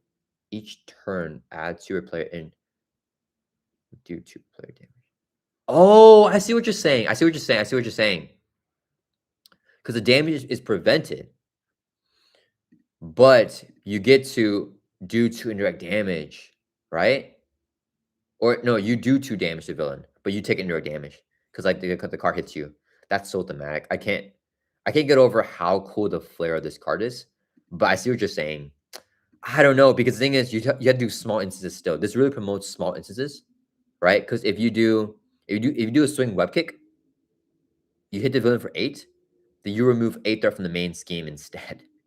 It's brutal. So like there will be overkill damage wasted. You have to do small chunks equal to the threat, I guess, right? So I guess the threat is easier to control.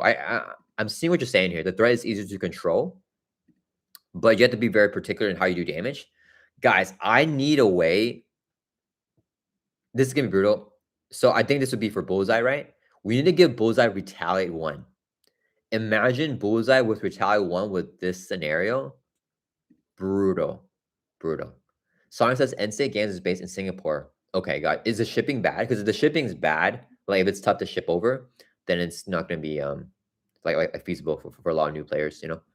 Jasco says the problem with another Galaxy Most Wanted difficulty is the limited card pool. Under oh yeah, that's true, right? Because we're in the current environment now, so stuff isn't getting reprinted. That's true. I do have hope though that the current environment stuff is gonna be like pretty strong. Like you guys have seen, like I like played Spider-Man in the current environment and beat Ronin because of Avenger just being like super duper good, you know? So like I feel like that the new waves will have like good cards in the card pool, like good new cards, but also good reprints, you know? Jay Khan says Daredevil can't drive.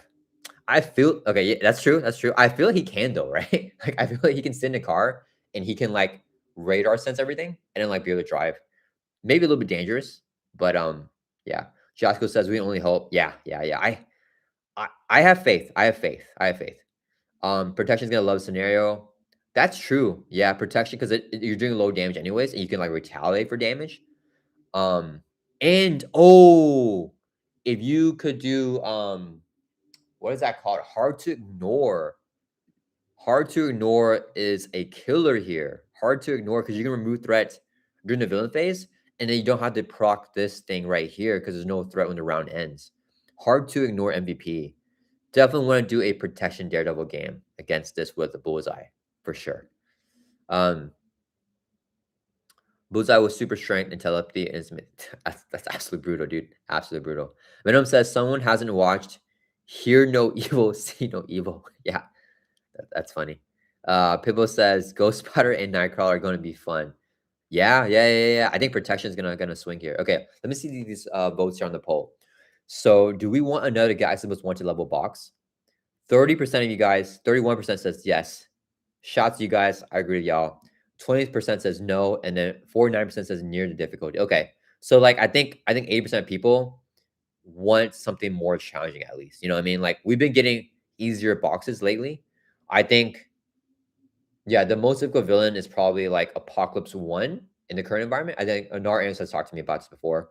I think that Captain America, Iron Man are like up there ish, but like they're like just like A tier level, you know, like maybe at bottom at the bottom of A tier, and I think Baron Zemo is also at the bottom of A tier. Uh, Heroic Skeleton says, I think we need a new evergreen product to even out the current environment. Yeah, like so I don't want another core set, but I just want one other evergreen product. Like if Fear No Evil is evergreen, that would be so cool. Jay Khan says, "Great movie, Venom." Oh, is that a movie? I thought Venom was making a joke on Fear No Evil. Is there a movie called Hear No Evil, See No Evil? What is that? Yeah, I have not watched it then. Hear No Evil, See No Evil. I thought that was a joke. On Fear No Evil because like Daredevil can't. Oh, I mean, I guess Hear No Evil because that's like the mag to Daredevil because he's like blind, you know. And then Echo can't hear, right? So yeah. Okay. Let's go on. I'm getting confused there. Okay. Okay. Alongside. Okay. So okay, we have two more cards in this module. They don't even. Okay. So as the scenario progresses, the main scheme will gradually build up speed counters. Okay. They represent the speed of the chase. That's cool. They don't do anything on their own. Okay. But much of the rest of the getaways and counter set scales to number of counters. For example, the treachery burning rubber. When reviewed for each speed counter main scheme, choose spend a resource or place it on the main scheme. Oh, that's brutal. Oh, I like that you can choose for each speed counter, right? If this is like for every speed counter, you add a threat on the main or spend a resource, and it's brutal because then you lose your hand or you like pop the main if this is high enough. So is there no way to remove counters? Oh gosh. Oh, that puts you at a temple. Like you have to play this at a temple. Oh, that's brutal, actually. That's super brutal. Can cost you a lot of resource, or if there's lots of speed counters on the main. Similarly, pedestrians can force you to slam the brakes, which only gets rougher the faster you're going. That's so thematic. For each speed counter on the main scheme, choose exhaust character or take indirect damage. Oh, that's brutal. This is brutal. This is brutal, guys. So imagine if you let the game go for like a few extra rounds, right? And if you're not like if you're alongside, you get 2 speed counters in 1 round. So, like, let's say you play the game, it's 4 rounds, you have maybe up to 8 counters, okay? If there's 8 speed counters and you get this card and you only have your identity, you have no allies in play, You choose to exhaust character control, you can exhaust your identity. And then you have to take one indirect damage 7 times. That's 7 damage. That can be absolutely brutal, guys. That can be brutal. Jack Bell says, Gene Wilder and Richard Pryor film, so funny. Sorry, guys. I'm not like big into films, especially like older films, or actors, unless you're talking about like Tom Holland and like the Marvel movies. Um, Sorry, guys. I'm kind of uncultured there. Jay says Pryor is blind, Wilder is deaf. Okay. Uh, thank you for explaining it though. People says gonna need those treachery cancels. Yeah, treachery cancels are huge. People says the only way to not put counters is to have 0 threat at the end of each turn, except with some treacheries put some. Yeah, I think that's like basically near impossible unless you're playing a specific deck catered for that, right? Like a hard to ignore type of perfect defense deck.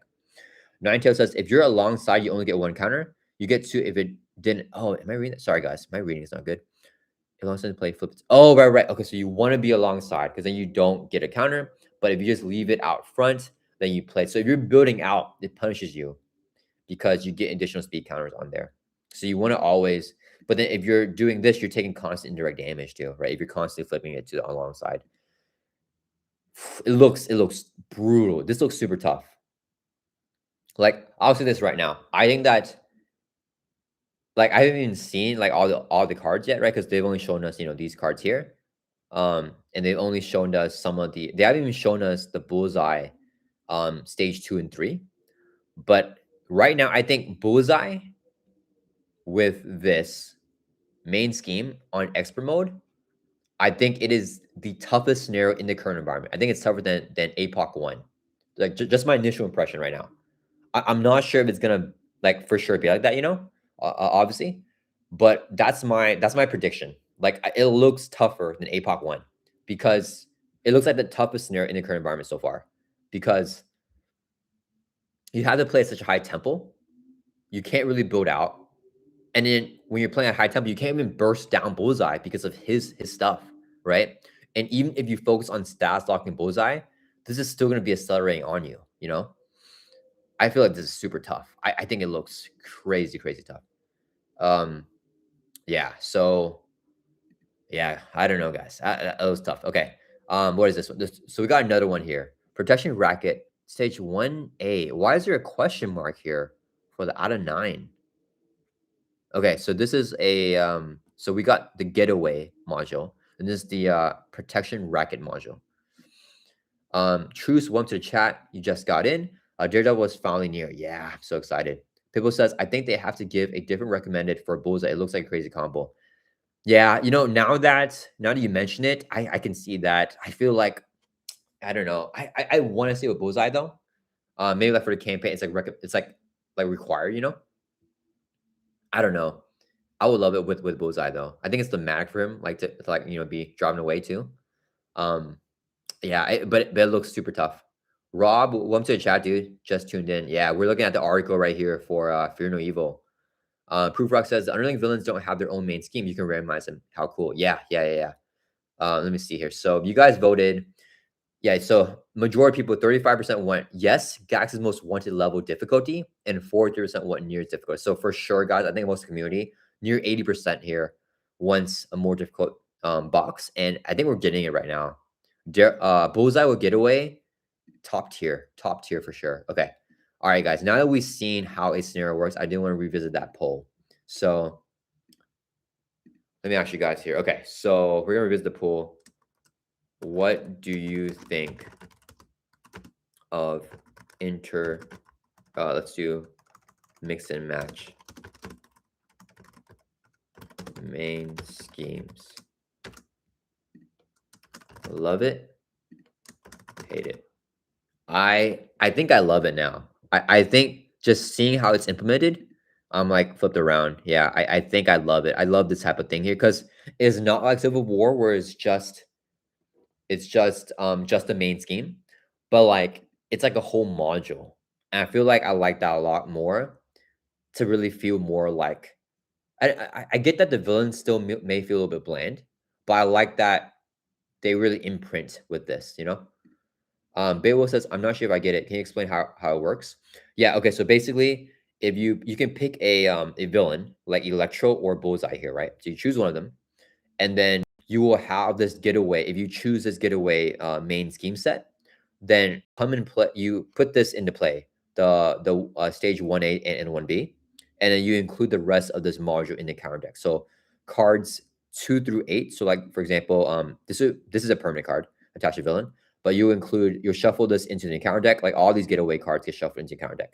So yeah, you have this main scheme, and these cards get shuffled in the counter deck along with like your expert one, your standard one, like all that stuff, along with whatever modules for the scenario. So you shuffle all that in, and then yeah. So you basically just play the scenario that way. Yeah. Jeremy says this is rough. I like to build out first and then attack the villain. Sam. Yeah. I think all of us build out players is gonna have a tough time with this getaway main scheme.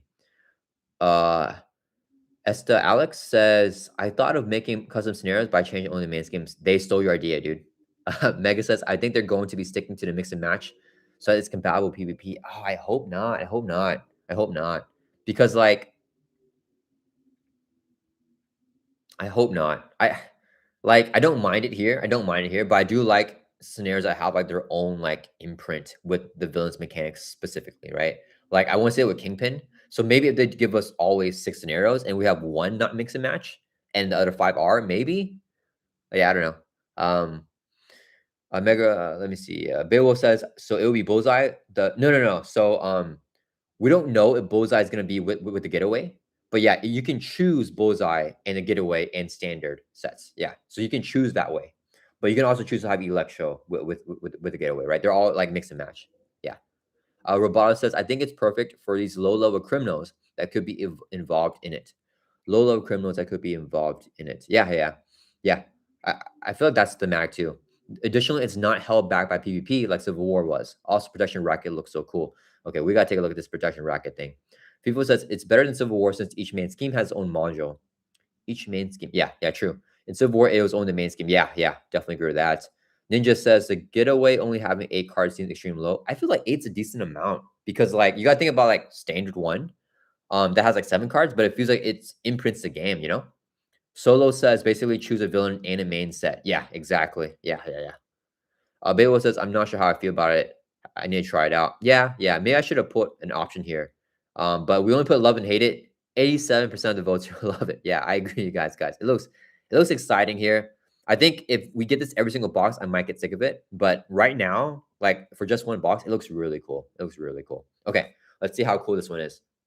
Protection racket. Okay, chosen underling minion. Oh yeah, so you choose an underling minion. Yeah, so I think technically you're not allowed to play this with the PvP leaders, but I think it wouldn't change much. I think I'm definitely gonna play it like for fun, like house rule with like Captain America with these main scheme modules. But you're supposed to only choose an underling minion or an underling villain. Sorry guys, can't speak. That's a good time for water break.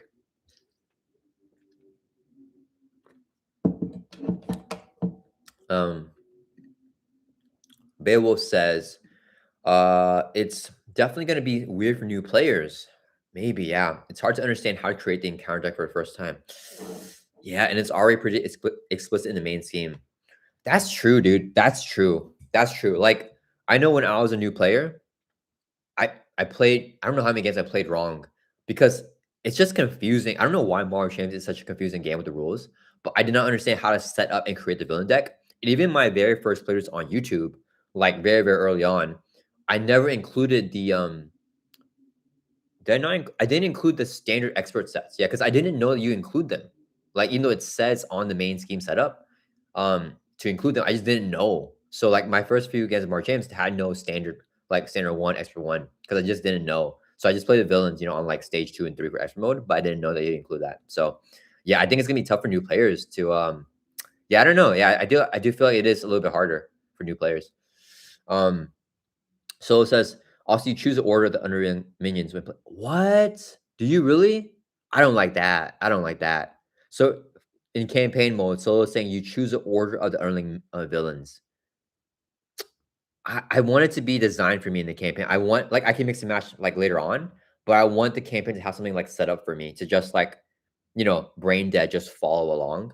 So I'm not a big fan of that for the campaign then, because then I don't want like in Civil War, I don't want to have to choose how I set up my thing when I play it for my first time.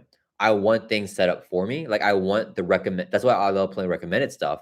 And with Civil War, I love the recommended main scheme because it's like already set up for me, you know? So I'm not a fan of that. I just want something recommended, you know? Heroic Skeleton says you could probably throw these Civil War leaders without breaking it. Yeah, I definitely want to do that. I think it's not legal because of the contents here, but I definitely am going to do that. That's going to be fun. Main scheme also doesn't say you add the obligation. Yeah, so it's confusing. Yeah, true. People says, like you said, I think you could potentially use Civil War leaders. Yeah. Bullseye with Civil War module sets, that would be fun. Dark D SPR says, I've only been playing for just over a month and I get it. Okay, cool. Maybe people just starting out might have an issue. Okay, I mean, I think it's definitely like half and half. I think like maybe people that have played more LCGs will definitely get it. Like March is my like first and only one, so I didn't really understand that. But Solo says depends on what the campaign rewards are, I guess. Yeah, true. Heroic says just go alphabetical. That yeah, I still want something that's like I want to just know in mind that the developers, for example, designed this with Bullseye in mind, and then like I want to play that with that, you know. Okay, let's take a look at this. Let's take a look at this. Okay, 1A protection racket set, standard set, 2 module sets. Okay, so it gives you the recommended modules for each different main scheme set. That's interesting. Disasters and the tracksuit mafia. Shout out to them. Setup. Each player choose a single protection racket main scheme. Oh, that's why it's a question mark. Oh, okay. Place it in the play area. Flipped it to the 1B. Set each unused main scheme aside. How many are there? How many of these are there? Okay. Another scenario you have to deal with is a protection racket threatening New York's local shops. The scenario has multiple crimes going on at once, which means the heroes will have to divide and conquer if they want to bring the chaos to a halt. Each player has their own main scheme to deal with, each one representing a different shop to protect. Oh, wait. Each player. Whoa, that's crazy. I didn't read that correctly. Because in True Soul, it's just going to be one main scheme, right? But each one has their own main scheme to protect. That would be fun. That's going to be so fun. Okay. And different shops to protect. They all have different conditions and then add additional threat to them. For example, excess damage while dealing with a bull in a China shop can end up destroying the shop's wares. That's funny. Oh, I love this. Okay. So 1B, 10 threat, not scaling because it's 1 per player no matter what, even in True Soul, even at higher player counts, right? Going up by 1 per turn, it's not bad. Okay, force interrupt when excess damage is dealt to an ally. Excess damage is dealt to an ally. Okay, so when you're chump blocking, essentially. An X promote an ally or a minion. Oh, that's brutal. In this play area, place equal amount of damage on the scheme. Oh, as threat. If any main scheme is completed, then you lose the game. Wow. Okay. Man, that's crazy. I was thinking that this would be my favorite one because this one looks so cool. But this one looks really cool too, guys. This one looks really cool. Wow, I love this. It's not overkill, but you don't want to chump away allies because excess damage goes as threat, and it's so thematic to like protecting the wares in the China shop. That's so cool. Shigerexa says that's cool as hell, not gonna lie. Yeah, guys, that is so cool. Holy cow. That is so cool. Kang is one of the most fun scenarios for multiplayer. Love they're using this type of mechanics. Yeah. Robot says, I think there are 5 main schemes since the first none. Oh, interesting. 5. Okay, that's cool. So even if you're playing 4 players, there'll still be 1 main scheme that's not used. I like that. That's pretty cool. Jeremy says, that's so fun. Yeah, guys. That is hype. That is so hype right now. I like it so much. I definitely like the idea. Yeah, because you can still chump block, but the downside is better than overkill. Yeah. Like, you can still chump block. You don't die, but you have to add threat. Dude, that's so cool. People says the box is looking like a huge thematic win. For sure, dude. For sure. It's so thematic. I like, combined with overkill. Yeah, brutal. Definitely street level stuff. Love the theme. Yeah. Mike says, I like the main schemes. I just hope they don't go overboard with them. I like villains having their own thematic schemes too.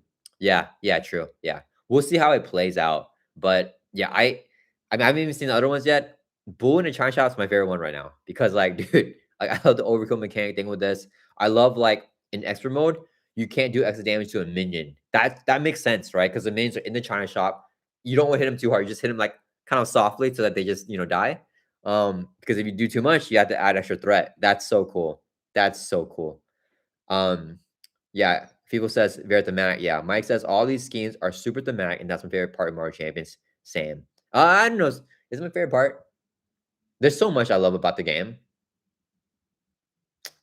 It probably still is my favorite part, though. No, okay, my favorite part is the mechanics of like, but it's like the mechanics of the heroes, and you feel like the hero. So it is like theme too, I guess. I don't know. Let's see. All these schemes are super thematic. That's my favorite part. Yeah, yeah. Jeremy says in two-handed playthroughs, I'll definitely forget each main scheme. Yeah, it's gonna be brutal for upkeep. For if you're doing more than one main scheme and more than one hero. They've nailed Bull in a China shop. Yeah. Heroes with overkill, Hercules, Winter Soldier, Hulk are sweating. Yeah, especially because they have such high attacks. Yeah, yeah, and big attacks. Yeah, that's brutal. That's a fun one. Okay, in similar fashion, hung out to dry. What is that? Wait, let's read the theme here. Takes place in a cramped laundromat. Okay, which means the more combatants are, the messier it gets. That's fun. That's funny too. That's Jessica Jones there. Okay, so same thing. 1 threat, 10 threat threshold. If it pops, you lose. Okay, calm down. It's on the gentle cycle. Jessica Jones. Okay, she's not being very gentle here. Force response after your character enters play in the play area. Deal with damage to it and place a threat here. Okay. Okay. That's kind of, yeah, that's fun too. That's fun too. Yeah, because you don't, yeah, it's cramped up, so you're getting more threat. Why you doing damage to it? I don't get why you're doing damage though. I don't know why you're doing damage to character, but oh, this is an ally killer, dude. Oh man, I was thinking that the other ones, that this one's more difficult to deal with, but this is like maybe even worse. They both deter allies. So far, everything we've seen of every single scenario has been deterring allies so hard, guys. And I love that. I love that because it really is changed the landscape of the game. So it looks like, guys, here's my prediction here. Current environment, this new era of Mario Champions is going to be less ally focused. Like allies are going to be weaker than they've ever been in the current environment. It looks like that's the direction. Like this new era of Mario Champions with Fear and Evil, allies are weaker than they've ever been. And I'm all for it because allies are too powerful. So that's really cool. I'm loving this. Beowulf says hard for 2-cost allies. Yeah, yeah. FIFA says this one counters allies swarm and minion slayers. Mike says it's a chaotic brawl. The ally shows up and immediately gets punched in the mouth. That makes sense. Okay, got it. Thank you for that. Yeah, I was trying to understand thematically. Chaotic brawl. Everyone's just fighting because it's like cramped. Anyone comes in, you get punched in the face. Yeah, yeah, yeah. Nine says at least this also benefits a bit for the players by dealing damage to minions too. True. Minions get punched too. Yeah, that's helpful. Chica Rex says I'm not an ally type player. I'm all down for that. Yeah, yeah. A lot of people are gonna love this. People says it also applies to minions. It also applies to yeah. Minions get punches nice. This is crazy. Oh man, I like this now too. I don't know. I was gonna say like this is my favorite one, or I did say that, but like one thing that sucks though, each player chooses a single protection racket main scheme at random in expert mode. I almost wish it wasn't random because I want to pick. I think it's funner to pick. I think it's more fun to pick. Like I want to build my deck for this, or sorry, for this, or I want to build my deck for this. You know what I mean? So in standard, you can actually pick, but in expert, you have to do it at random. Yeah, I kind of wish it wasn't random. I think it's still difficult, even if it's not random, you know? While it may be tempting to grab something off the shelf to smack your foes within the pawn shop smackdown, you have to remember that it's the shop's inventory. The pawn shop is going to be cool here. Okay. And we got Iron Fist with a bunch of the hand here. Okay. +1, 10, same thing. So they're all the same, but different effects. Okay. Let's see what chat's up to here. Peter says, does a Drang Assassin die when he comes into the laundry as he only has 1 hit point? The Drang Assassin. Who's a Drang Assassin? But yeah, if he has 1 hit point, he's gone. BGT, welcome to the chat. Box was great so far. Joining a bit late. How hype are you, Web? Dude, I am super duper hype. Chat is also hype here. So if you haven't seen, we're getting this mechanic here with main schemes that are interchangeable, but all the main schemes have a main scheme set. So you include the entire set here if you choose that main scheme. So you choose one of the underlying villains, you choose a main scheme, and you also shuffle in like the standard expert sets in there. So initially, I wasn't super excited about that because I was worried it'd be more like Civil War. But they've sold me because these main scheme sets like have a whole set and it affects the entire game. And it really feels like the main schemes like taken over, which is really cool. So we are taking a look at the getaway one here, which is like it feels like you are in a car chase chasing the villain, and they're like, when you pull up next to them, like they hit you for one, you take indirect damage, and you do 2 damage to them, which is really cool. And then they'll pull away from you again, and you jump out to them like Daredevil, like jumping like on top of the car, which is really really fun and thematic. And this one's also really cool. Let's see, Chico Rexia says, we're also hyped for the main schemes, and now I'm asking myself, how does the villain come into play here? Yeah, we'll have to actually play it to know, right? Solo says, based on what I'm seeing here, I feel like Shaolin Snare Pack will get more like Sensor SmackDown. Oh, I hope not. I hope not. I think Shaolin should be very specific for Shaolins, right? Robot says, building your deck for a specific main scheme may not be the best idea with the treachery it has. Oh, is there a treachery? Does it like swap your main schemes? Like swap everyone in a different shop? That'd be cool. BGT says, I agree. I don't normally love the mix and match, but they're totally fleshing. Yeah. Mike says Spider-Man is gonna be really fun. Yeah, dude. I was thinking the exact same thing. Spider-Man in New York here in all these shops is gonna kill it, dude. It's gonna kill it. It's gonna be so cool. Renmo says, pretty funny that the Badoo assassin can't survive in laundromat. Yeah, that's funny. Heroic Skeleton says, Battlefield Benevolence is so good with Bull in a shop. What does it do? What? So Battlefield Benevolence heals 2 damage from a villain, and then you get to confuse him. Same start to ally. I mean, yeah, I don't know. I'm not saying the link. I mean, I think it's good. I think Battlefield Benevolence is generally good, right? But I don't know if healing the villain's gonna be super useful here. I guess, right? Jeremy says, does that effect work with her conditioning, for example? Which effect are you talking about? Does the effect work with her conditioning? I'm not sure what you mean by that. Can't wait for this. Most likely, Soul was right. It'll work similar to Civil War. So yeah, hopefully it doesn't. But yeah, we'll see. Okay, what is this one? This already looks tough because reduce the cost. I don't think I like that. Oh, okay. Let me see. Maybe that's what you're asking for here. Sorry, guys. I pulled it up. I didn't read it yet. Reduce the cost of the first upgrade played into this. Reduce the cost of the first upgrade played into this play area. Okay, each round by 1. Wait, that's great. That's great. That's great, right? Force response after an attachment or upgrade enters play. Place a threat. This is the easiest one so far. This is definitely the easiest one. This one, yeah, I think the other ones are way tougher, right? So maybe there's a lot of attachments in upgrades, or a lot of attachments in the no, but there's not a lot of it. I mean, I know the villains have attachments, but I don't think there's gonna be too many attachments in this set actually. So yeah, I don't know. This one's not as this one's pretty chill. Like it's only upgrades and attachments in the play area too, right? So if the other players play upgrades, it's fine. It's only for your player. It's only 1 threat, right? Versus like this one, when you play ally, you still place the threat and you got to do damage to ally, right? So yeah, I feel like this is not as bad for sure. This one, yeah, this one is probably my least favorite one so far. Not just because it's not like as tough. I feel like it's not as fun too, you know. But yeah, to answer your question, let me see. Someone asked me a question here.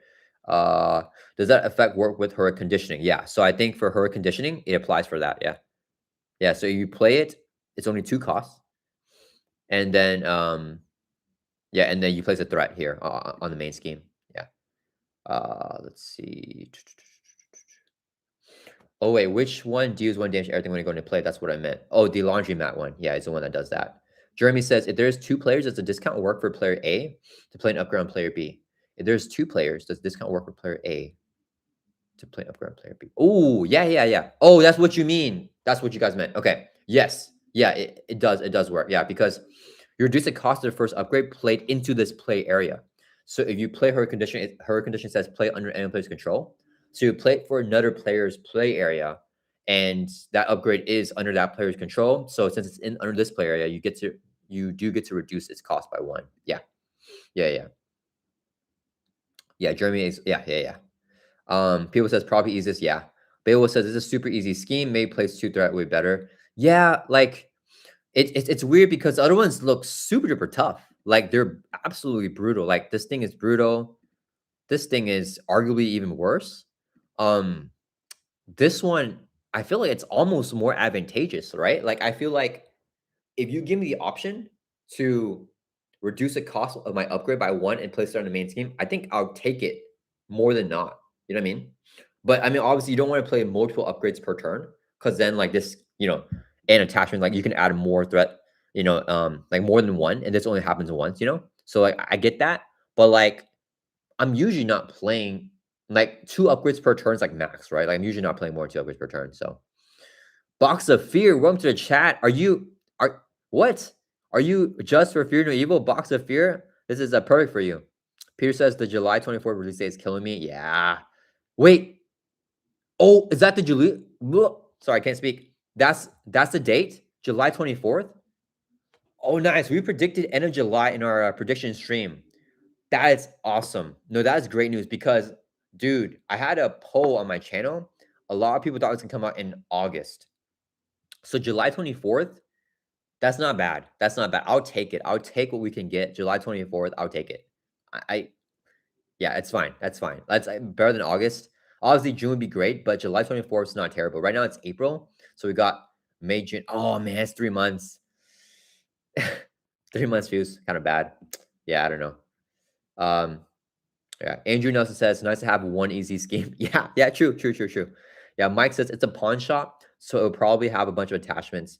Yeah, but the thing is, that was what I was thinking. But like, what attachments can we get, right? Because you're playing the villain, so it's gonna be the villain's attachments, and then we already know like most of the cards in this module are like main schemes. So like at most we have 3 attachments. That's not gonna affect the game too much. I feel like. So I think that where this becomes difficult is because most underling villains will have a lot of attachments. Like we've seen Electro and Bullseye, and they do have a bunch of attachments. So I think that's where it gets like tough. Yeah. But yeah, I don't think there's gonna be that much attachments. Let's look at the next card here. Even beyond shop itself, you have to protect the proprietor from getting caught in the crossfire. And if things get especially hectic, you may find yourself, oh, this is gonna change. Okay, let's look at this first. Shop proprietor. Who is he for? Is he for every shop? Okay, ally. Oh, he can door for you. Oh man, historian attack are terrible. So he punches them one time and doesn't do a lot of damage. That's fun. And then historian is like keeping stuff from falling from like the shelves and stuff. That's funny. And then okay, 3 hit points, a bunch of consequent damage. He's a civilian. Whenever he's revealed, you put him into play under your control. He gains surge. Oh, he's an encounter card that's gonna surge in the encounter deck. Okay. Force order whenever he leaves play, you place 4th on the main scheme. Yeah, I don't even want him to play. He's not even good, guys. He's not even good. I don't want him. Dude, oh my goodness. This is brutal. This card sucks. This card is terrible. I want him to stay in the encounter deck. I don't want him in play. He's 6 out of 9, right? Of the protection racket. God, if he comes in play, we have to protect him with all this bullseye bullcrap. Like, what was this stuff? Attach to an ally without incessant. Dude, when he attacks an ally instead and against overkill. Dude, and then like Electro, like doing her chain lightning. If she hits 3 or you exhaust the guy. Dude, this guy better get out. This guy better get out of his own shop, dude. I'll protect your shop. You get out, dude. You're gonna make me lose. Holy cow. Mega says you want to be a booster. Yeah, he's a great boost. 0 booster. Dude, I hate this guy already, dude. Holy cow, that is brutal. Poor shop proprietor who takes a damage. Oh man, he takes a damage in a laundry. And he takes up an ally slot. Are you kidding me? It's not max. Oh yeah, he counts towards the ally limit. Oh my! Anyone who leaves play. So even if you discard, you place 4th on the main scheme. Like holy cow! The thing is, like, if he did not surge, it's not that bad. Like at least he'll be your encounter card to deal with, right? But the fact that he surges is absolutely brutal. This is fanaticism-esque, right? Because you get like a terrible encounter card, just messes up your whole game. and then he surges, so you get another kind of on top of that. This is terrible. Rabah says, nah, honorary Avenger him and use him for Earth's Mightiest Heroes. So, like, you can do that, but the thing is, Bullseye is still gonna be trying to freaking kill him with his like Bullseye's going to incessant pursuit him if he's the only ally that you have, right? And he'll keep on attacking him. He'll do damage to allies and stuff like that. So, like, brutal. Bullseye will also love the proprietor civilian trait. What else does Bullseye do with this with the civilian trait? I think I missed that. Yeah. Jeremy says it'll probably follow the schedule of the previous ones. April, the campaign reveal. May. Oh, we're not getting the heroes until May. June, the other hero. May will be the first hero. June, the other hero. What do you think? Do you guys think they're gonna do Echo first in May and then Daredevil in June? That's tough, dude. That's tough. I can't wait that long for Daredevil. I need to see some Daredevil art. Avenger Symbols says the shop proprietor is so funny, dude. I hate him. I hate him. People says he can target them and remove them from the game. What is it? Oh, wait. The persona supports? What is that? Which card does that? No, because it says remove persona support. Is there another card? Where's his cards here, guys? Raise stakes. Oh, okay. This one. When it attacks, give him additional boost. If it defeats a friendly character, remove them and his card from the game. Oh, I see. If we remove him, that's good. Naruto says Voltron proprietary. You're crazy, dude. You're crazy. G-Rexa says this. They will absolutely do Echo first. Yeah, I'm gonna hate that. Naruto says Voltron proprietary game. So let me see. Let's find this guy again here. Where is he? So you can attach. Yeah, you can honor Avenger him. So you can Voltron him, buff him the heck up, make this shop proprietor like buff as heck, and like carry you. I guess. Yeah, that's crazy. You can give him drugs to like bubble his attack and stuff, right? Because like, how else do you justify this like random dude having like 5 attack, right? You're giving him some drugs. You're giving him some super soldier serum.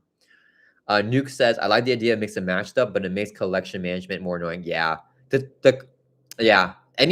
Any upkeep and like setting up is gonna be like way tougher now, which I'm not a fan of either because I like to keep everything like just together, you know. But yeah, he's gonna do that. Rubah says, I know, I'm just joking. Okay, got it. Heroic Skeleton says, with the Honor Avenger thing, Heroic Skeleton says, I'm definitely more excited for Echo of the two.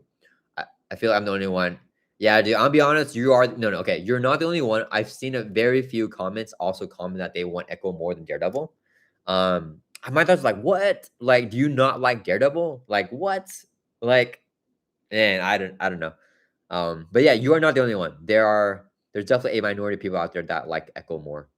Mike says that definitely needs to be a challenge. Buff of the shop proprietor, give him energy shield. That'd be so fun. Energy shield would be so good on him. I think we need energy shields with him.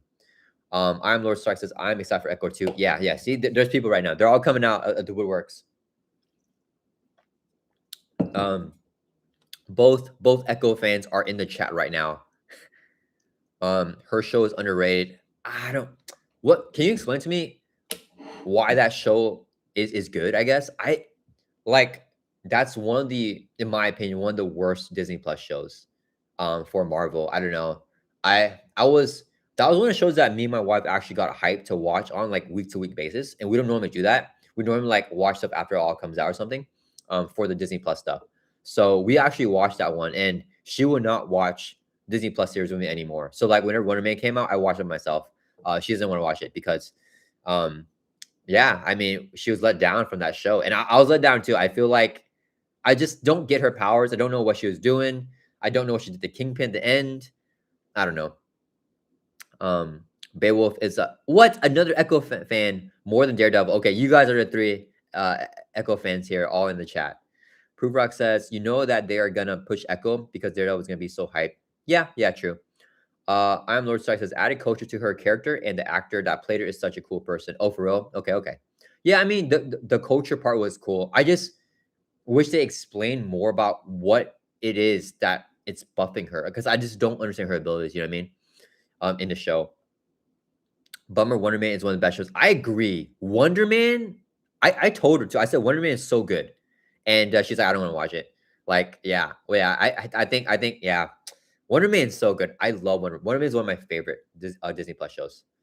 Her Heroic Skeleton says, based on her hints in the article, Echo sounds more interesting and have concerns of how to describe Daredevil's kid. Oh, interesting. Okay. Let's see what it says. Bill says, I just read the next card. Can't wait to see your reaction. Okay, let's skip over here. Okay, we gotta see this next card. Okay. You may suddenly find yourself in a change of venue. Okay, so we know that we have at least one of these. Are we gonna get more copies of this? Maybe if it's 6, 7, 8. No, at most we get 3, right? Because I'm guessing this is gonna be maybe the 9th card. No, it's the 8th card. Change of venue, not a surge. Okay, it's gonna surge. When reviewed, swap your main scheme with the random set aside main scheme. Place the threat from the previous main scheme on the new main scheme. Okay, so someone in chat was telling me earlier that there's going to be 5 main schemes. There definitely is, right? Because if you're playing 4 players, you have to have one main scheme set aside. So that one's always going to be set aside, and you will replace with that one if you get at 4-player count. If you're playing True Soul, you just swap with the random one. Place the threat from the previous scheme on a new scheme. But like, what I don't understand is like, there's no magic. So why am I changing venues thematically? Because I feel like if it's like Doctor Strange, he casts a spell, he switches you to a different main scheme. Like, how am I changing to a different main? Like, how am I going from the China shop to the laundromat? You know what I mean? I don't know. I don't know how that makes sense, like thematically. Jeremy says Wonder Man is the best show they've done. I don't know if it's my favorite. It's definitely probably top 3 though. Wonder Man is really. I love that it's like. So I normally, the reason why it's not my favorite is because I like to just have hero like villain smashing. Like I like more superhero powers. And Wonder Man, that show did not have much of that, right? It was more so like a character arc and like just showing the character's life and like going to like the acting behind the scenes stuff was like really fun. So yeah, I agree. It's a really good show. It's probably not my cup of tea though, even though I did really enjoy because it was so good. But I want more like being at the villain type of stuff. You know what I mean? Winston, Gordon, welcome to the chat too. I'm glad you can make it. I feel you can walk to different stores. They don't have to be super spread out. Yeah, maybe you're just like walking somewhere. Mike says it looks like Jessica Jones threw the villain through a wall. Let me see. Okay. Oh, okay. Oh yeah. Oh yeah, she's like in a restaurant right there, right? I can't wait to see it. I don't think we're gonna get that preview here, right? But there's probably gonna be a restaurant one, like a pizza. The pizza shop. We're gonna have a pizza shop. So they're right next door because like New York. So she punched Hammerhead through the pizza shop into like into the China shop. Got it. Okay. That makes sense. Thank you guys for explaining.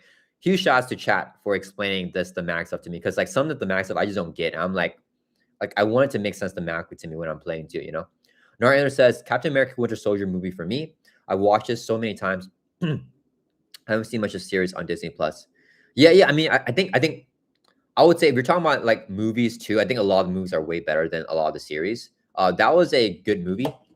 Fun fact: whenever that movie came out, I was not a big fan of that movie. I did not think it was that good. I think we watched it in theaters. I had not met my wife at the time, by the way. This like a super long time ago.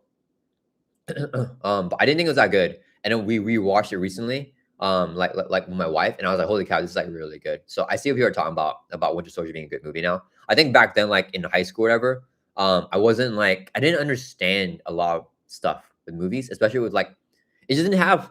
So at the end of the day, I'm always gonna love superhero stuff. So like there wasn't big like Hulk, Thor, Iron Man, like big superhero smashes and punches, which is probably why I wasn't a big fan of that movie in the beginning. But like in hindsight, it's really good. Nine Tips explaining here, the shops are probably next to each other. So like in the art punching, yeah, got it.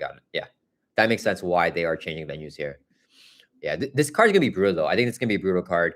I think that you're already playing your game with in mind, like no matter how you build your deck, right? You're like, okay, I want to focus with not like having this pop, and you suddenly get over to this one now. So now like whenever any character you play is gonna like take damage and add threat and stuff, and it kind of messes up for standard mode, right? Because in standard mode, each player you get to choose your main scheme. But then it doesn't matter which one you choose because if you get that encounter card, you're going to go to a different one. You know what I mean? You're going to change venue. So that's a fun card for sure. Very, very fun card. Oh, Bottler Gaming, welcome to the chat, dude. Let's go. Yeah, let's go, dude. Naito says the setup is question mark. So one is also a main. Yeah, I think there's going to be 5, right? five main schemes. Jack Bell says you just get thrown through the door. Yeah. Honorable Viking says I'm actually pretty excited now. I'm a bit disappointed we only got this and not the heroes too. Yeah. So like, I was completely ready to be disappointed from the scenarios here because you guys know I'm also more hero focused. Like I want to see the heroes more than the villains, but yo, this stuff looks so cool. Like I did not expect a Bullseye scenario. A Bullseye scenario is very, very hype.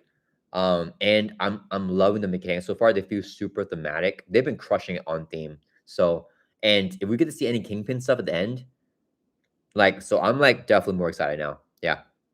Avenger Symbol says, I've been super focused these past weeks and I've watched the entire canon MCU except most of Jessica Jones and Luke Cage. So, okay, gotcha. Dude, I'm trying to catch up. I'm watching that too. I don't know you were here in the very beginning of the stream, but I haven't finished yet. I'm still at the end of Jessica Jones season 2. So I'm watching all that right now. I watched the Defenders last year. And I don't know how I'm gonna watch Luke not Luke Cage, Iron Fist. Iron Fist looks kind of lame. He looks pretty lame. But I do want to finish Jessica Jones, at least Jessica Jones. Daredevil, I've already watched because Daredevil is just freaking awesome. But I want to watch Luke Cage and then Iron Fist. Oh, and I watched Punisher too. Punisher is just awesome. So yeah. Oh, we're not getting a Punisher scenario. So I was wrong that prediction, guys. So sad. Viking says Bullseye looks scary. Yeah, he does look scary. Jimbo says the Netflix shows are pretty solid. I like Iron Fist season 2. Okay, Iron Fist got a season 2. I'm shocked. Show got better once they got rid of all the hand stuff. Okay, yeah. Beowulf says there's no 5th main scheme. Just look at the numbers. 1 is a setup. 2, 3, 4, and 5 are the main. Oh, what? Oh, I see what you're saying. No. I think you're wrong on that. So I think that we're getting 5 main schemes because those stage 1A, all of them have this question mark here. You know what I mean? So like on a bull and a China shop, the reverse side of this, this side says 2-9, but the reverse side is going to be the question mark. It's going to be this. So when you shuffle it, you can't tell the difference, which I love because I hate when you can see difference on the part you're shuffling. So we still haven't seen the 1 out of 9, and it won't, like, this card is going to be 1 out of 9, but also 2 out of 9, 3 out of 9, 4 out of 9, so on. I think there has to be 5. The reason why I think there has to be 5 is because if you're playing 4 players, one of them is going to be set aside, and each player is going to have one, right, at a 4-player count game. And when we get change of venue, you only swap with a random set aside main scheme. So you can't swap with another player. So you don't swap. So it's not like the magic, like Doctor Strange thing that I was thinking about where you swap with another player. That won't happen. You're not swapping. You're just going to a different venue yourself. So it's only with the set aside one, and there can only be set aside in 4 players if there's 5 main schemes, In True Soul, it won't really matter, but the higher player count, you're going to have that, Viking says, I'm not going to lie, I don't get the appeal of the hand stuff as villains. Can anyone try to win me over? Dude, yeah, can someone try to win me over on that too? Because, so like, okay, I'll say this. In the Defender show, the hand is not that fun as a villain. In Daredevil, the hand is pretty cool. In season 2. But it was really Nobu. That's cool, right? It's like one guy. Like I need to feel like one character like Nobu to really feel like the villains are cool. I don't like mass villains, and I don't know how I feel about them in Spider-Man Brand New Day because we got on like the trailers and we've seen like it's gonna be a lot of the hand stuff. So like, yeah, if anyone can convince us why we should be excited for the hand here, I want to be excited for it. They're probably my least favorite villains that I'm looking forward to, though. I like the character of Harold from first season of Iron Fist. I've not seen Iron Fist, so I don't know. I'm gonna watch it. I for sure want to watch Luke Cage. I don't know about Iron Fist. I'm not super excited about him. Just because the Defender show, he didn't like seem that cool, I guess.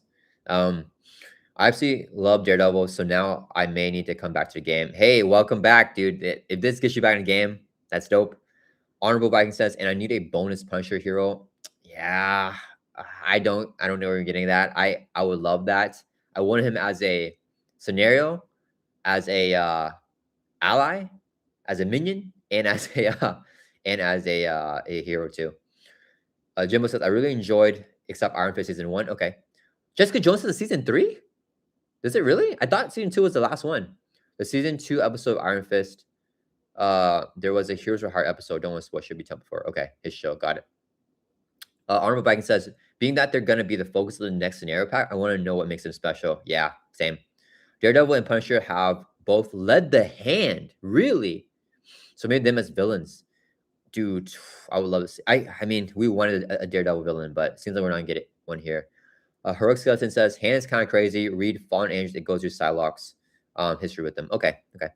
All right, let's okay. How far are we from getting done with this article, guys? Holy cow.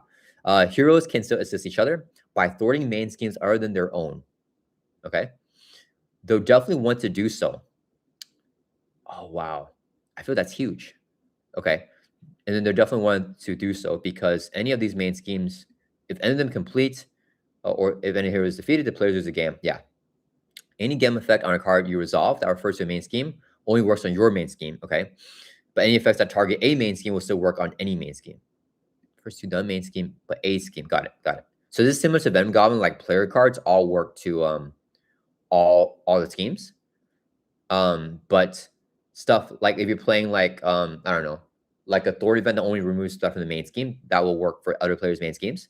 But if you get like if you have like a patrol minion, then you cannot. Oh, that's cool. If you have a patrol minion engage with you, you cannot thwart your own main scheme, but you can thwart the other main schemes because patrol refers to the main scheme. Patrol minion says that you cannot thwart the main scheme, and cards that refers to the main scheme only is for your own main scheme.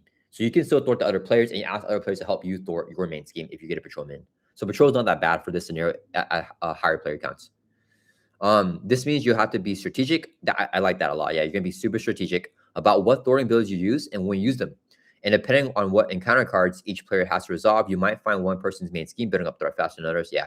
Thankfully, anytime a enemy schemes, including the villain and their minions, they only add threat to the main scheme of the player they're activating against, which means you still have a fighting chance even if things take a turn for the worst. What is this? We're getting another main. Oh, it's Kingpin. Okay. Let's not like jump ahead. Okay, so we're getting 3 main scheme sets here, right? So we got Protection Racket. That's it for that. We got the get, and now we're gonna see the raft breakout. Someone mentioned that earlier. That's gonna be exciting. Raft breakout is gonna be fun. Okay. Jimbo says, based on spoilers online, you should at least watch recaps for Iron Fist. For sure to check out, and for sure check out season 2 of Luke Cage. It was so solid. Okay. Avengers Summons, welcome back to the game. Yeah, welcome back, JG. I'd say don't worry about any of these environment or whatnot. They're actually not real. Yeah, true. Yeah, you can definitely just play. Disregard them entirely. If you have cards or any products, just play as you always have. Yeah. That is a good suggestion there. Mike says, can't wait to play the raft while playing the raft main scheme. That's fun. See No Evil has gotten me.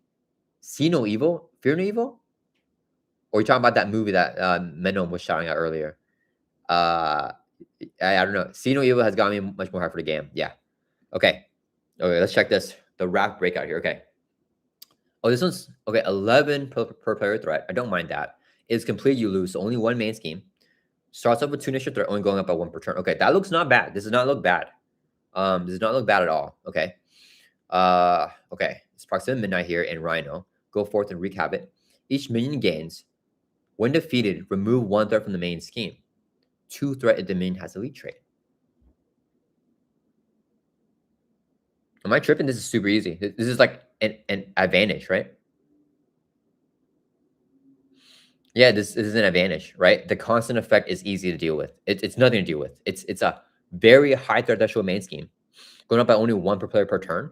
So for this to be worthwhile, the other cards have to be very thematic and difficult, right? Like the 2 out of 9, 3 out of 9, and so forth.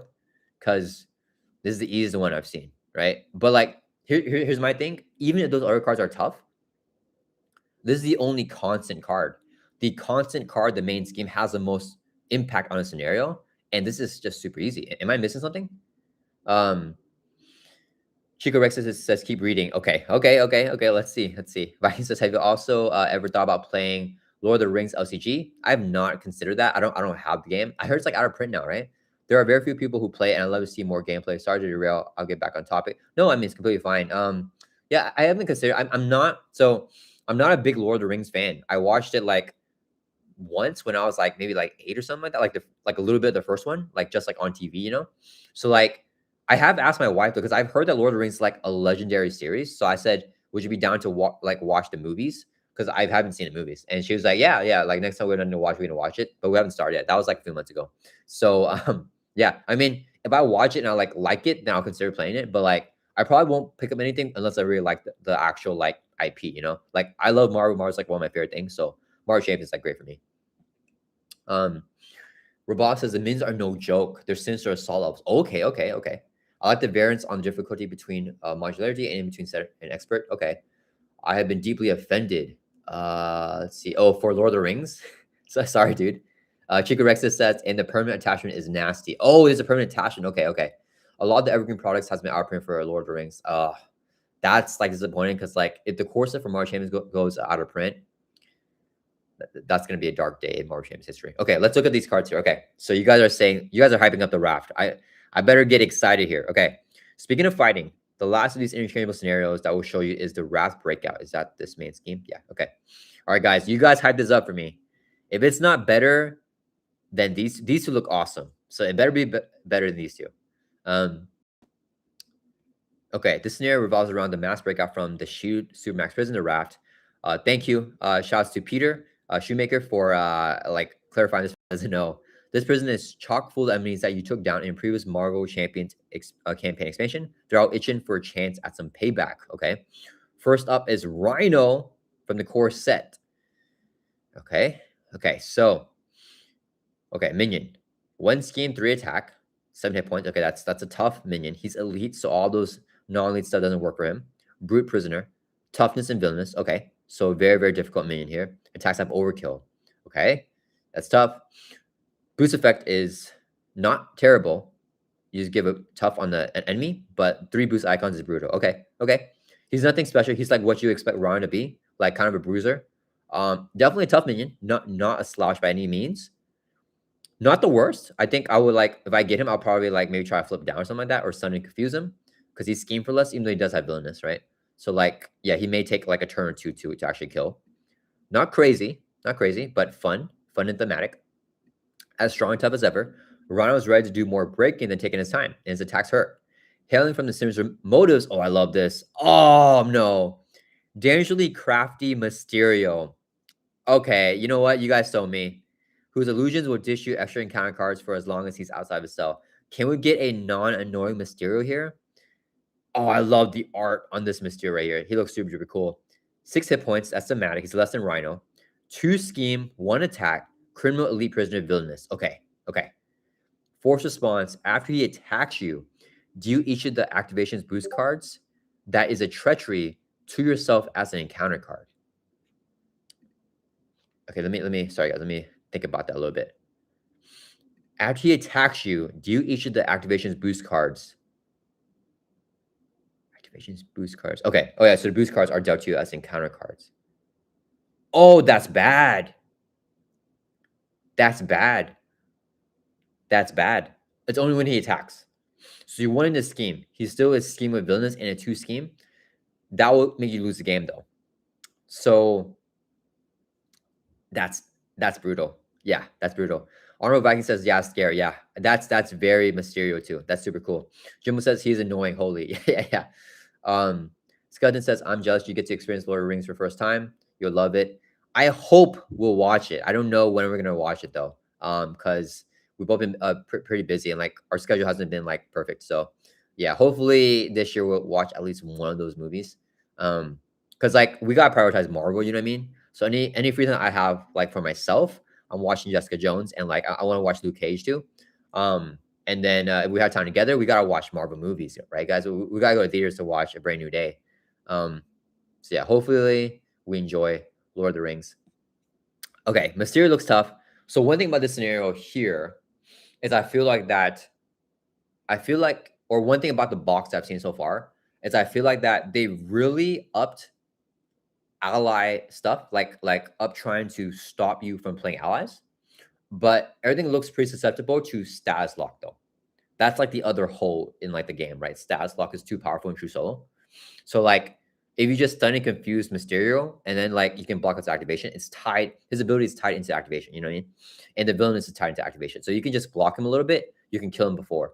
So I feel like if you can kill him one turn, he's not that bad. He's only 6 hit points, right? You just play one swing like you kill him, like it's done. Right? He doesn't activate right away. Rhino, yeah, Rhino is hard to kill because of the toughness. So you have to pierce and then do damage in 7 life, so he's hard to kill. But yeah, I think Mysterio, if you just kill him, is not too bad. If you leave him play for one turn without like confusing him or stunning him, he's absolutely brutal. He's absolutely brutal. Cody says Hercules can't target elite minions. Yeah. So you can't grab them with the with the labor cards. Yeah. Imagine a boost card Shallow Pass. Yeah, that's fun thematic for Mysterio too. Rabala says also Peter confirmed that each non-X-Men box will get a minion. Each non-X-Men box will get a minion in Raft Breakout. What does that mean? So the Raft Breakout is this module here.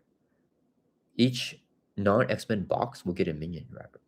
So one from Rise of Red Skull, Rhino, Galaxy's Most Wanted. Oh, I see what you meant. Oh, so all the non-mutants. Oh, got it. Based off of villains. So we have Mysterio from Sinister Motives. Oh, if it was Sinister Motives, I would love to see another Doc Ock or something. But yeah, Mysterio, okay. And then we got Rhino from like the core set.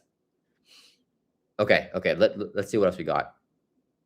The Hood might be a good pickup for players to have standard 2 for steady. Yeah. And more overkill. I don't know. Yeah. Rhino wasn't Rise of Red Skull. Yeah, Rhino's in the core set, so maybe we'll get another Rise of Red Skull one. But maybe like they're considering that all one wave.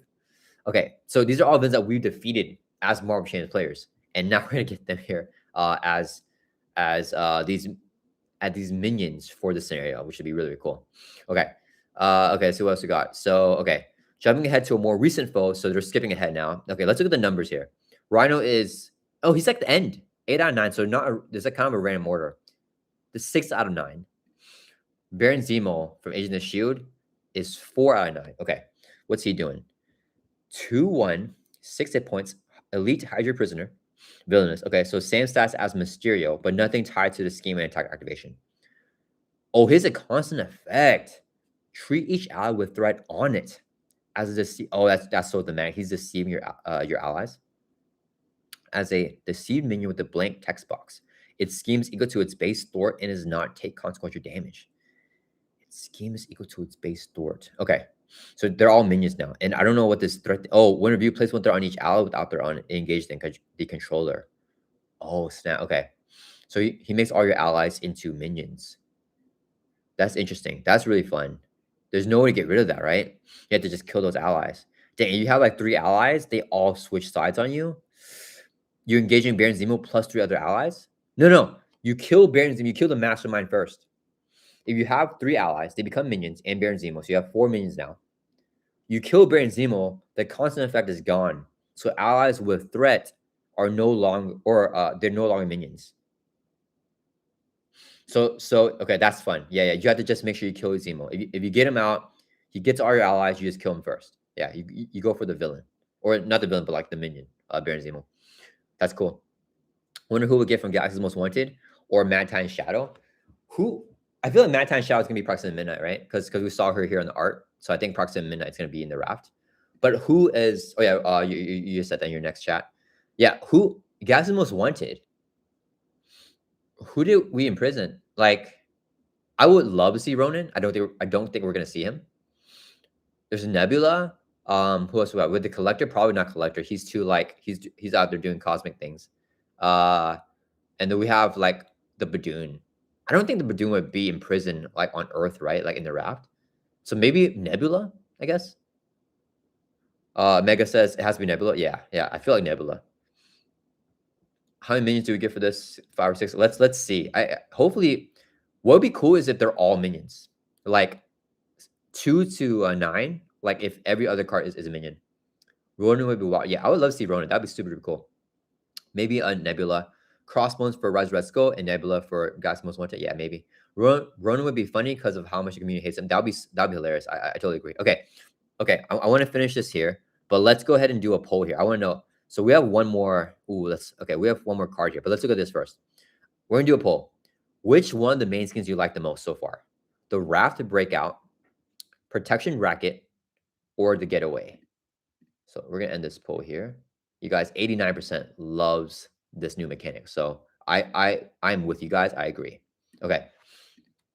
Favorite main scheme set. Okay, what are they called? The getaway. And tell me why in the chat, guys. Tell me why you guys like which one the most. And then I'm not sure which one I like the most yet. I want to finish the raft breakout here first. But I like all three a lot. I like all three a lot. I'm not gonna lie. They all look really good. And I wasn't expecting to like every single one. Because usually in a box, I like one or two things, and then like one or two things I don't like. But so far they all look really good. The last card is an important one. Okay, let's take a look at the last card here really quick before we continue this vote. So okay, he manipulates your allies, turn them against you. These are just 3 of the 6. Oh, there's 6 minions. Okay, there's 6 elite minions in this scenario. So we have one card, the main scheme, 6 minions. So that's up to 7 now. So we have 2 non-minion cards here. And it's not even taking the villain's own encounter set into account. Yeah, 6 elite minions. Okay. Assessed by Master Key.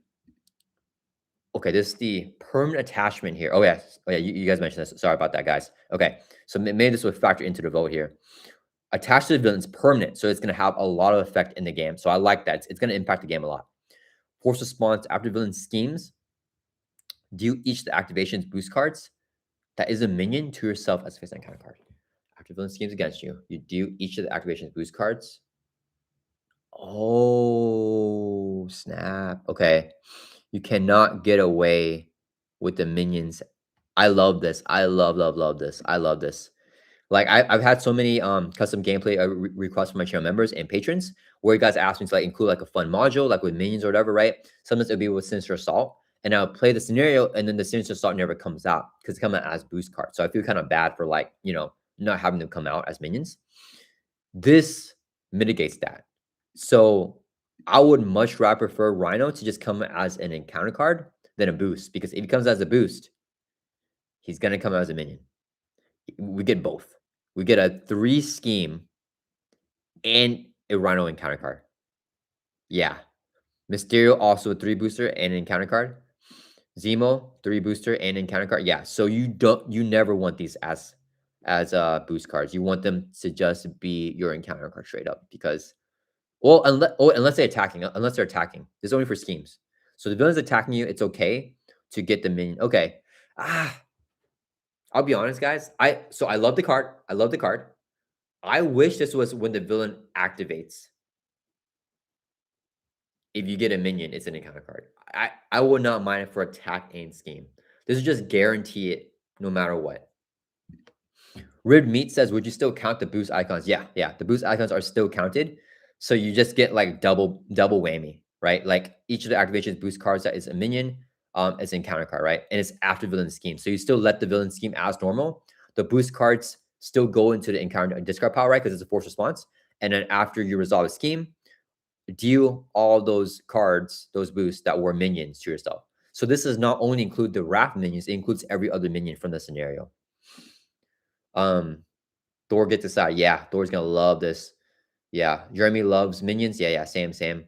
Anton says the expansion feels pretty difficult. Yeah, it does feel pretty difficult, and I'm all for it. And I think chat's for it too, because you guys did vote that 80% wants a more difficult box here. I wish this could be combined with a villain like Thanos. You probably can, to be honest. You probably can. You just take out the main schemes, because nothing about Thanos's scenario revolves around his main schemes. His main schemes are bland. Yeah, so there's gonna be a lot of fun. I know my patrons are gonna give me some fun custom gameplay requests. Like you can do like Thanos with like the raft breakout, and then like just take out his 2 main schemes, and it plays like basically the same. So I know you're not supposed to, right? Because you have to pick with the setup here. You have to pick an underling villain. Sorry, I can't speak. But I think that we can. Oh man, I wanna look at the Kingpin stuff. But yeah, I think you can definitely do that, and it's gonna be super fun. Yeah, to like mix and match any villain that you want.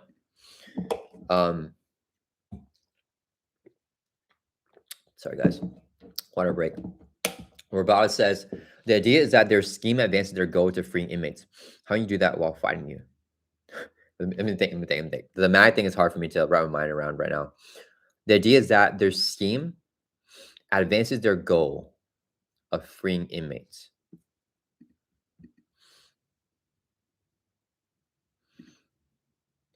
Okay, here's my thematic explanation. I think that the scheme, if this hits, the raft is done. Like they destroyed the raft. Like the raft is gone. You know what I mean?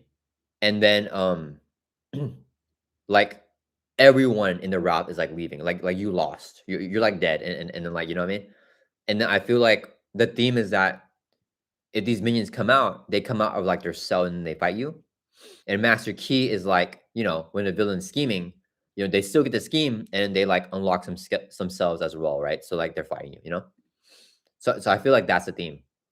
Um Ryan says, I'm a bit confused theme wise. Isn't a raft breakout more like Avengers level issue? Just surprised relieving the city as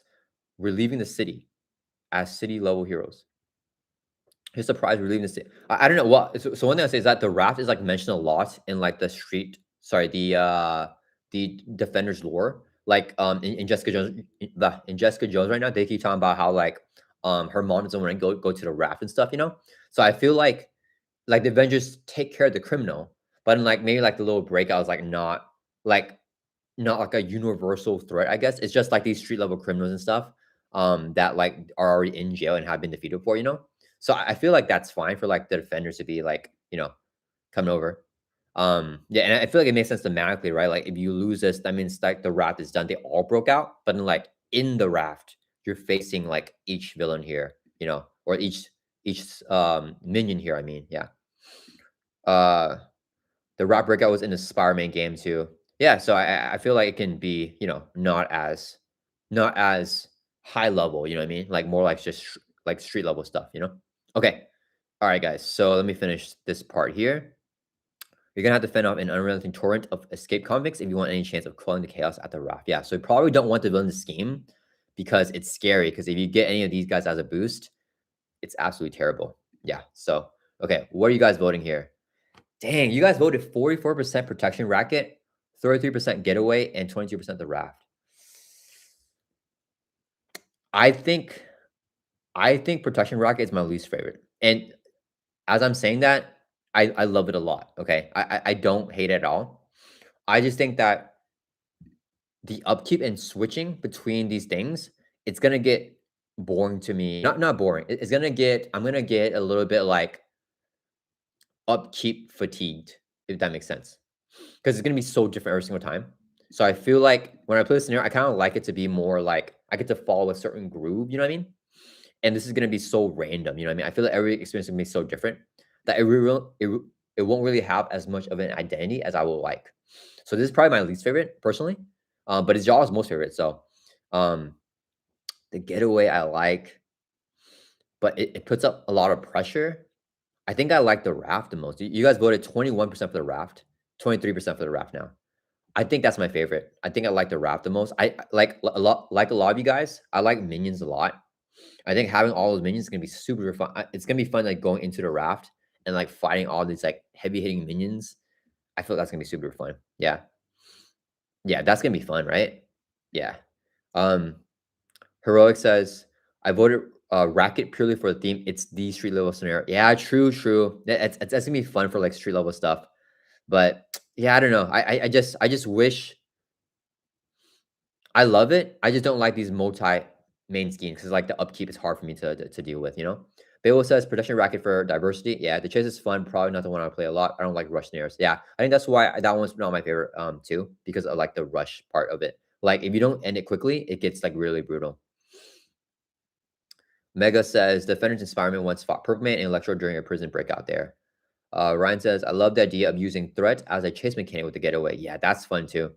Yeah, they're all really good. I think me personally, it's a raft. You guys voted for the production racket and then getaway and then the raft. Yeah. Let me see. But they all look really fun in the top tier. Mike says, I know the rules say to play these with underling minions, but I will want to play the raft with the hood and a bunch of criminals. Yeah, that would work too. Would you take out these minions here from the set? I mean, it's definitely something that, yeah, I feel like there's so much household from our champion. That's definitely something that will make sense mechanically and thematically. Okay. All right, guys. I think as multiplayer, Production racket seems the most unique and fun. Yeah, yeah, I'd say that for sure. I think protection. Actually, I don't know. I feel like protection with the getaway is gonna be super fun. With hard to ignore, perfect defense to remove threat from here. Okay, guys, we're moving on. The big guy here, Kingpin, the man behind it all. Okay, are we ready for this? Okay, all right, guys, come on. Oh man, okay. Finally, we have the one responsible for the surge in crime in New York. Kingpin, fear no evil. Okay, we have this is a standards one. So A1, A2. I'm guessing expert's gonna be like B1, B2. So I think it's like the flip side of the card. Yeah, because they're both 1 out of 22. So 22 cards in the set, and you flip them over. Guys, oh my goodness. He's stalwart steady for standard mode. Stalwart steady for standard. Oh yeah, I was just saying that this box, it looks like stun and like stats lock is gonna be strong here. Love it. Kingpin, no stats on Kingpin. He's going all in. Babel says stalwart. No, what? You don't like the stalwart there? I love it. When have we gotten a star? I think only Thanos, right? Thanos and Kingpin. Is Kingpin gonna be top tier, guys? 25 hit points. Look at the health. Holy cow. First, no. For stage 1, well, we don't know the stages. Maybe if we defeat him, then we win. I'm not sure. I'm not sure how many stages it's gonna be. I'm hoping we get at least 2 stages though, because I don't want him to be only like one like life here. He feels like a true boss encounter. I hope so. I love the bull in the China shop. Yeah. Cries and Miles Morales. Yeah. Sorry, Miles. Kingpin's not great for him, but okay. Well, I mean, he's steady here. So okay, what does this do? Kingpin cannot be dealt damage or have upgrades attached. So you can't attach upgrades. The players must garner public support. Oh, I love that. Like Kingpin's the mayor, like you, or he's like this good guy that everyone loves. You know what I mean? So like you can't hurt him, dude. He's a good guy. Why are you beating him up? You have to garner public support to face him directly. Cool says Miles is still fine. Yeah, I'm sure that he will do fine. Bill says I like steady and Star have the option to remove it. I like the permanent stalwart. I don't mind the permanent stalwart for like some scenarios. I mean, not every scenario, but Kingpin feels like an evolution of the Osborne scenario. Really, is gonna flip a lot. It's only star for 1A and then flips to 2A. Yeah, but the problem is at it's only a star for A1 and then flips at A2. The problem is that if he flips back to A1, he'll get star again and you lose that one status card on him if he's like steady. You know what I mean? People says in a box of 6 scenarios, Kingpin had to be top tier strong. Hopefully, dude. Hopefully. Rabal says also his first stage is really scary and true solo with constant scheming. First stage. Okay. Nuke says very risky business. Okay. Seems like he's gonna have some flipping here. Okay. So you can't do damage to him unless you garner support. Force interrupt. Oh, I see what you guys are saying. Okay, got it. When he would attack, he schemes. So he schemes in here for him, schemes in alter ego. He's just scheming out. Okay. A2. We don't know how to flip him here to A2, but he gains a martial artist trait there, which is pretty cool. He's steady here. 2 scheme, 2 attack. Force interrupt whenever he activates. Oh, I love this. This is gonna be tough. If you're not engaged in minion, give Kingpin an additional boost card. I love it. That's like claw, but tougher and easier, right? You want to have a minion. It's thematic for Kingpin. I like it mechanically. That's really good. Double boost is going to be brutal. Yeah, that's good. Kingpin. Okay. As the final boss. Oh, I'm looking at the bottom. Okay, let me not look. Oh man, I saw some cool art there too. He's star but super weak to psychic manipulation. Oh, because you can remove threat with that one, right? Okay. Let's see. He doesn't flip back to A1. Oh, really? Okay. Cool says he doesn't flip back to A1. Oh, lame. Okay. Well, that's still thematic, I think. Because you cannot block from scheme because he's only scheming against you here. It'll feel bad like Norman Osborn if you can just confuse him and he's done. Right? We don't want that. We want him to actually like be unblockable for those schemes. Right? So I think it makes sense he's star on the stage. So you want to probably flip him as soon as possible. So you can like, but like even steady, I generally don't like to stats lock steady because I feel like it's too much effort. It's too much resources to like get both stats off on him.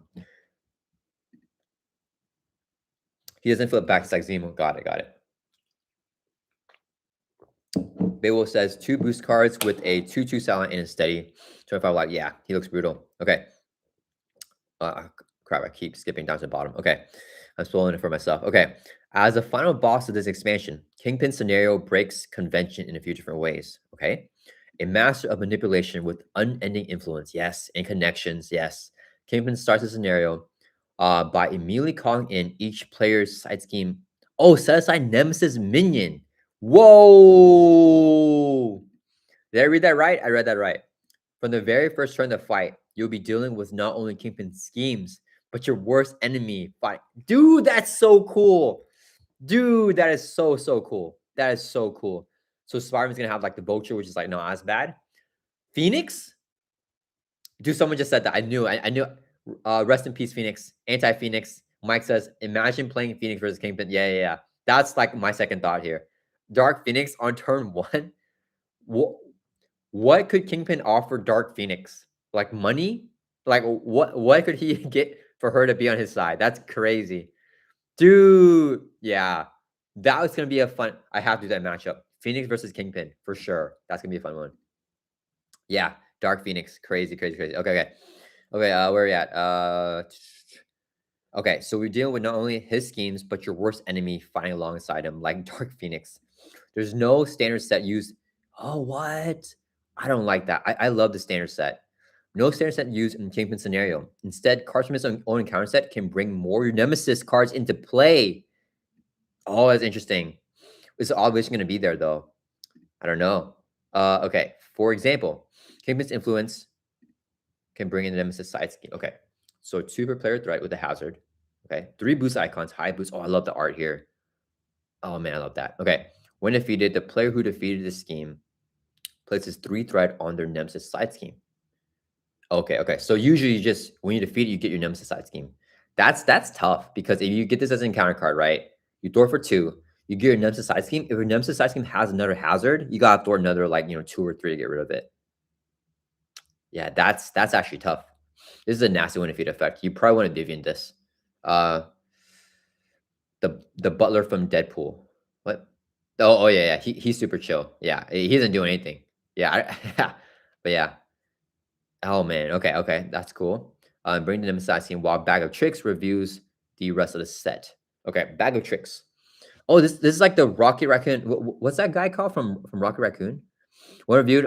Review a random card from your set Nemesis set. Review a random card from your set Nemesis set. Okay. If no card is reviewed, this card gets. Oh, so you just grab the 3 remaining cards, shuffle it, randomly just put 1. Yeah. But then if there's no more cards in the set, it will just search. So it's always gonna do something. That's interesting. Boost is give this character. Oh, the character with the boost. A random card from your set aside Nemesis set as a boost card. Oh, that's so fun. That's so fun. Oh, hair. Yeah. It's like Jackal hair, something like that, right? Chico Rexia says Kingpin ending the universe with Dark Phoenix. Yeah, that's crazy. Heroic says Vivian. I was gonna say that too. Yeah. Vivian. I mean, she's in the legacy environment, but she's gonna be good here to block some of this stuff out. Okay. We're gonna look at these cards. We're gonna look at these. If dealing with your Nemesis wasn't bad enough, Kingpin himself can't be touched. If you want to be able to bring the big boss down, you have to garner public support first. Environment, I'm guessing, starts in play. Low. Okay. So we have low public support. People love Kingpin. Force response, after a minion is defeated, you play support counters. So we defeat these bad minions and we get support counters. Is that the only way? Force and drop when the villain phase begins. If there are at least 2. Oh, this is tough. Okay. If there are at least 2 per player plus 2. Okay, so for true solo, it's gonna be if there's 4 support counters here, flip Kingpin and advance the main scheme. So it's just the amount of counters that you need. 4 in true solo, 6 for 2 players, and it goes up. 8 for 3 players and 10. And 10 for 4 players. Yeah. So we need that. We need more support. There's more heroes. Yeah, that's fair. Advance the main scheme in stage 2A. So it looks like it's gonna be slow. We need 4 for true solo, and you got to defeat 4 minions to do that. That might take a minute. It might take a minute. I like that it takes a minute. I don't want it to be able to be flipped in like 2 rounds, right? Because you usually won't get that many minions so quickly. Thor's gonna have so much fun, right? Yeah. Okay. If we flip it, can I see the flip side? The citizens of New York have had it with a crime spree, and if you can take down enough of Kingpin's minions, the people will have your backs in the final fight. Love that. Get public support, flip to the high side, and cause Kingpin to flip as well. That's the flip side, yeah. Letting you finally take him on directly and bring an end to his schemes. Okay, what's the high side? Public support. Okay, they love us now. They love Iron Fist. Okay, interrupt. High. When an enemy would be given any boost card, remove. Oh, okay. It's not forced, so we get the option. We don't have to do that. Okay, that's not bad. Force response after a minion is defeated, place support counter in here. Okay, so we're still getting support. We're never endingly building support. And when an enemy we get any boost card like those villains minions, we can prevent that by removing a support counter we want. That's very good. That's gonna be very helpful. I'm worried that it might make the scenario like not as difficult, but it looks difficult already. So like I think this is gonna be good for it. So nice of them to show us some gratitude for once. That's funny. Very Jessica Jones thing to say. Mike says Kingpin with Thunderbolts though. Thunderbolts? Yeah, it's gonna be brutal, right? That's gonna be brutal. Avenger Symbol says, does a random nemesis card include the minion inside scheme? I just want to make sure what the word includes. Yes, it does include both. However, it was worded here that we get the nemesis minion. We don't know what card does it, but it starts it off by calling in your nemesis minion. So nemesis minion is no longer set aside anymore from the bag of tricks. So if you don't get this card out yet, then your nemesis side scheme is still set aside, right? If you don't get this card out. So when you bag of tricks, you can get the nemesis side scheme with this, but you basically will never get the nemesis minion because Kingpin already draws it out, and you have to review a random card from your set aside nemesis set, and the minion is no longer set aside. So yeah, basically it gets everything set aside, which is going to usually include the side scheme and the 3 cards, unless they're already all in play already, you know, or in the discard power, like in the counter deck. Okay. Okay. Got it. So let's look at this again. Yeah. So okay. Yeah, I feel like this is a big advantage for a player. Big advantage for sure. Okay. Um Beowulf Carl says Bullseye with Goblin Gear. Just saying. Bullseye with Goblin Gear. Yeah, that's a kind of the mag too. That'll be so fun. Like him flying up the Goblin Gear and then the activations. Yeah, that'd be fun. And like throwing like pumpkin bomb and stuff like that. Beowulf says, imagine the amount of custom gameplay requests you'll get once it's released. Yeah, I'm gonna have some really fun. I'm excited to see what my channel members and patrons come up with, because you guys have some really unique ideas, and I'm excited to see like the mix and match with this, because it's so modular here, right? Rabal says it gains counters and flips on force triggers. So depending on a second stage on the main scheme when reviewed, if it has one, that could be tricky time. I'm not sure what you're talking about. Are you talking about the support? Can the public support flip back? This? Can we lose support? I don't want to lose support. Kingpin can get more than one boost card, so I don't think public support would make it too easy. Yeah, hopefully, because he's getting like so many boosts. Cool says no, it doesn't. Okay, so once you get enough support, it stays on a high side. Okay. Avenger Symbol says awesome. That makes sense for the set nemesis cards. Yeah. Okay. Okay, let's look at these cards. Bear Hug. Okay, no, let's read the article. Sorry, guys. Let's. Oh, heroic defenders. What is that? Okay. Of course, Kingpin's not going to just sit there idly. Armed with his bear hugs, his cane, and his mountain of muscle, Fist is more than happy to demonstrate why he's a man to be feared. Okay, let's look at these cards here. So, bear hugs. Attachment. If Kingpin has the martial artist trait, so on his stage, on his like flip side, attach to your hero. Okay. Otherwise, against her. So only whenever he has the martial art thing. 3 grip counters. You cannot change the alter ego. Force interrupt when you withdraw or attack. Remove a counter here. Oh wow. Oh, he's bear hugging you. That's so dramatic. That's a tough card. Oh, this card sucks. This is a tough card. You're basically like neutered, right? He's like bear hugging you. Super thematic. Any thwart or attack, basic activation or attack thwart events, you can't do nothing. You remove counters until you do it at 3 times. And then you can actually do stuff. And you can't flip down to alter ego to like recover too, right? He's preventing you from flipping down. This is a tough card. This is a nasty card. That's a tough one. Okay. Kingpin's can. This is like what's that card called? Magneto's wrapped in metal. Yeah, Magneto's wrapped in metal, but worse. And you guys know I hate wrapped in metal. So this is brutal. I do like it more than wrapped in metal though, because I like that you can just play like cheap attack events. Like if you go more, you just play all your event stuff to get rid of all the counters from here. I like this called grip counters too. Kingpin's cane. Okay. +1 attack. He's gonna use that cane to beat us. When reviewed, attach Kingpin, you are stunned. Dang, hit us with a cane and it stuns us. Force response after he attacks and damages a hero. Stun that hero. If a hero is stunned, this way this card. Okay. This kind of just goes away, right? So after he attacks and damages the hero, you stun. So just get stunned initially. After he attacks and damages the hero, stun the hero. Oh, so if you remain stunned, he keeps this. You have to get rid of the stun, and then he'll stun you again with the force response. Then you are then you get rid of it. Okay. Boost is you are stunned. If you are stunned, take a okay. So just super stunning us. Yeah, you are stunned, take a damage. Okay. Okay. Cool. Yeah, that's a unique card. Yeah, kind of simple, but yeah, but a cool card. Okay, Mountain of Muscle better be like the coolest one. Okay, look at this Mountain of Muscle right here. Holy cow, he's punching Bucky. Poor Bucky. Mountain of Muscle attachment. If Kingpin has the martial, oh right, he cannot have attachments, right? He cannot have the upgrade attached. So you get this while he's in this form. So what is this? Oh, I just saw a little bit at the bottom. Okay. Only with the martial arts trait, attached Kingpin. Otherwise, it gains surge. Okay. He has retaliate 1. Okay. Force interrupt when Kingpin will take any amount of damage. Put it here instead. There's 8 or more. Discard this card. Okay. So this is essentially Magneto's magnetic bubble. So not anything unique, right? Literally the exact same thing. Retaliate 1, 8 or more damage to get rid of it. Yeah. So exact same thing. Okay. Okay. So this one's kind of boring, unfortunately. Like we've already seen the mechanic. It's a cool mechanic though. It's definitely one that I don't mind seeing more.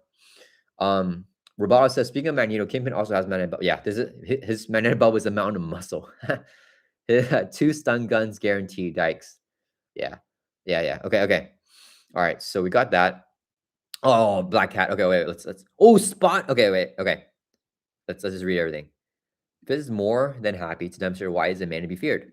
Once you dealt with your nemesis minion, Kingpin still has plenty of other underlings on his payroll, such as Spot. It's a Kingpin modular or a Kingpin encounter set card. Love the art, guys. Spot, 2 schemes, 2 attack, 5 hit points. Not elite, so Hercules can make him into a Hydra. And just play 1 spot counter. Force interrupt when a spot will be dealt damage and attack. If there's 1 spot counter, remove 1 spot counter from here and do damage to attack it. Oh, that's so cool. Otherwise, play the spot counter. Oh, he's brutal. He's brutal and a 3 booster. So thematic. Our second spot minion card, but this one I think is more thematic and more fun than the first one. This one's cool. So essentially, you want to play like a swing record to kill him, but you can't do it first. You have to like attack him first, and then remove the spot counter. You do that damage to yourself, and then there's no spot counters. When there's 0 spot counters, now you play swing record and you just kill him 1 shot. If you can't kill him in 1 shot, if you do small instances, he's gonna get more spot counters and be super annoying. That's crazy. Oh, not a Hydra because he needs 6 sorry, guys. You're right. The Hydra minion needs 6 hit points. I was wrong about that. Solo says he needs 6 hit points. Yeah. He needs 6 hit points. He's only 5, unfortunately. Gordon says, you're going to be so hyped for Black Cat. Okay. All right. Yeah, I'm hyped for Spot. And a reluctant Black Cat. Why is she reluctant? Is she turned to an ally? Please. 6 hit points. Okay. She is a valid target. Man, Black Cat Hydra from Hercules, because she's not elite, 6 hit points. 1 scheme or Thor. Okay. She's reluctant. She's going to be our ally, guys. 1 Thor or scheme. 1 attack. Okay, minion. Villainous thief underling. While there is 4 threat here on her, treat Black Cat as an ally that takes 2 constant damage out if she attacks or thwarts. Oh, that's so cool. She can get defeated. You can keep on getting her out. Hero action, spend a mental, place a threat. If there's 4 threat, take control of Black Cat. Oh, so cool. And after she's defeated, there's no villain, or there's no victory keyword. So she can block for you and stuff, whatever. Whenever she's gone, she doesn't have villainous, right? Wait, does she have villainous? Take control of Black as an ally. Does she have villainous? So when she's an ally, when she activates, does she get a boost? Does she get a boost, guys? Because she's still technically a minion, but you take control of her as an ally. But she's technically still a minion, right? Read more. Okay, thank you. Oh, she does. Carl says she does. Okay, sorry, guys. I need to read more. Okay, let's read more. At least in Black Cat's case, with some careful convincing, you can have her join your side as an ally, okay? Keep in mind that her villainous keyword will still work because she's still a minion when she's on your side. This is due to a rule change. Oh, it's a rule change. Infinity will introduce for the villainous keyword, allowing it to work for friendly characters as well. One has to wonder why we did that. Is there going to be more stuff? Villainous allies? Like a villainous identity specific ally? That's gonna be like the best ally in the game. People says yes. Okay, let's look at her again. So you gotta spend a mental resource. You gotta do it 4 different times. You can't spend like a genius 2 mentals and just get 2 threat, right? It's spend 1, place a threat. You gotta do it 4 times. That's worth it. That's more than worth it, right? Because if she's your encounter card, you spend 4 resources. It could be like the same as a swing web kick to kill her, but you can actually just spend 4 resources to get her as an ally, and actually helps you out. So she can activate as an ally, 2 console damage after she attacks her. So she takes 2 damage each time. So I'm definitely not gonna hurt Black Cat. We want her as an ally. Black Cat hero when? Hopefully soon. That'd be cool if she has a similar mechanic to this. The villainous goes hard though. She's gonna do a lot as an ally with villainous. That's really good. Like a punisher ally, dude. But like, oh, maybe it's still in the box. Yeah, maybe. Voltron her. Can you Voltron her? Because it says take control of her as an ally, but she's still technically a minion here. So are you able to attach? But like Peter did say here in the article, they changed so like as an ally. So is she like officially an ally? Like, can you attach like inspired and stuff? Because if we Voltron her, dude, she's probably one of the best Voltron targets. Avengers Assemble says if they're able with licensing it to make a Professor X hero, they could have a villain's keyword Magneto signature. That would be so cool. Yeah, you can do it with other minion control stuff. Yeah, but I'm not sure because I feel the other minion stuff, like it's word like where like they become an ally. And I feel like here the wording is a little bit weird. Like it doesn't say like she is an ally, like take control of her, she becomes your ally or something like that. It says like take control of her as an ally, which is like, a little bit weird. Yeah, usually they say, people says usually they say treat as an ally. So I feel like the treat as an ally is a little bit different than take control of Black Cat as an ally. You know what I mean? Heroic says it's the same. No, it's a little bit different here. Let me look up. What's a card that does that? Can you guys give me an example? A card that like we look at redeemed. What's it called? That's not really called redemption. The justice card. So yeah, so here you take control of attached minion and you treat it as a redeemed ally. So like for here, I mean, maybe it's just like a weird like technicality thing. Heroic says I thought it said treat. Yeah.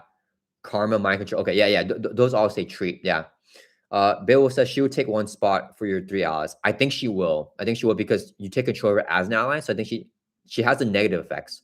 But I don't know if she's considered like if she's treated as an ally because the wordings are different. Yeah.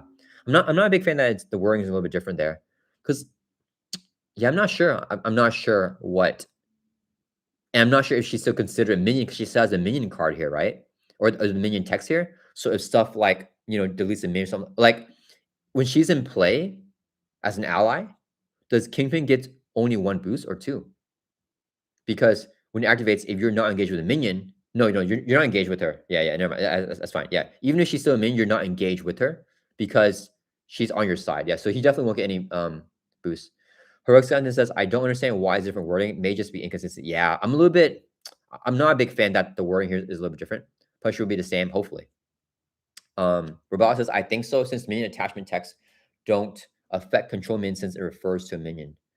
Yeah, I'm not sure. I wish that it just said like treat Black Cat as an ally. You know what I mean? Like take control of her and treat her as an ally. I would just prefer that than this because now it's like I'm not sure how minion stuff interacts with her with that. But yeah, I mean she looks super duper cool. I'm hyped. Nuke says it looks like they just ran out of text box. She definitely has one of the more lengthy text boxes in Marvel Champions. Okay, guys, are you guys ready? I want to go over to the hero stuff here.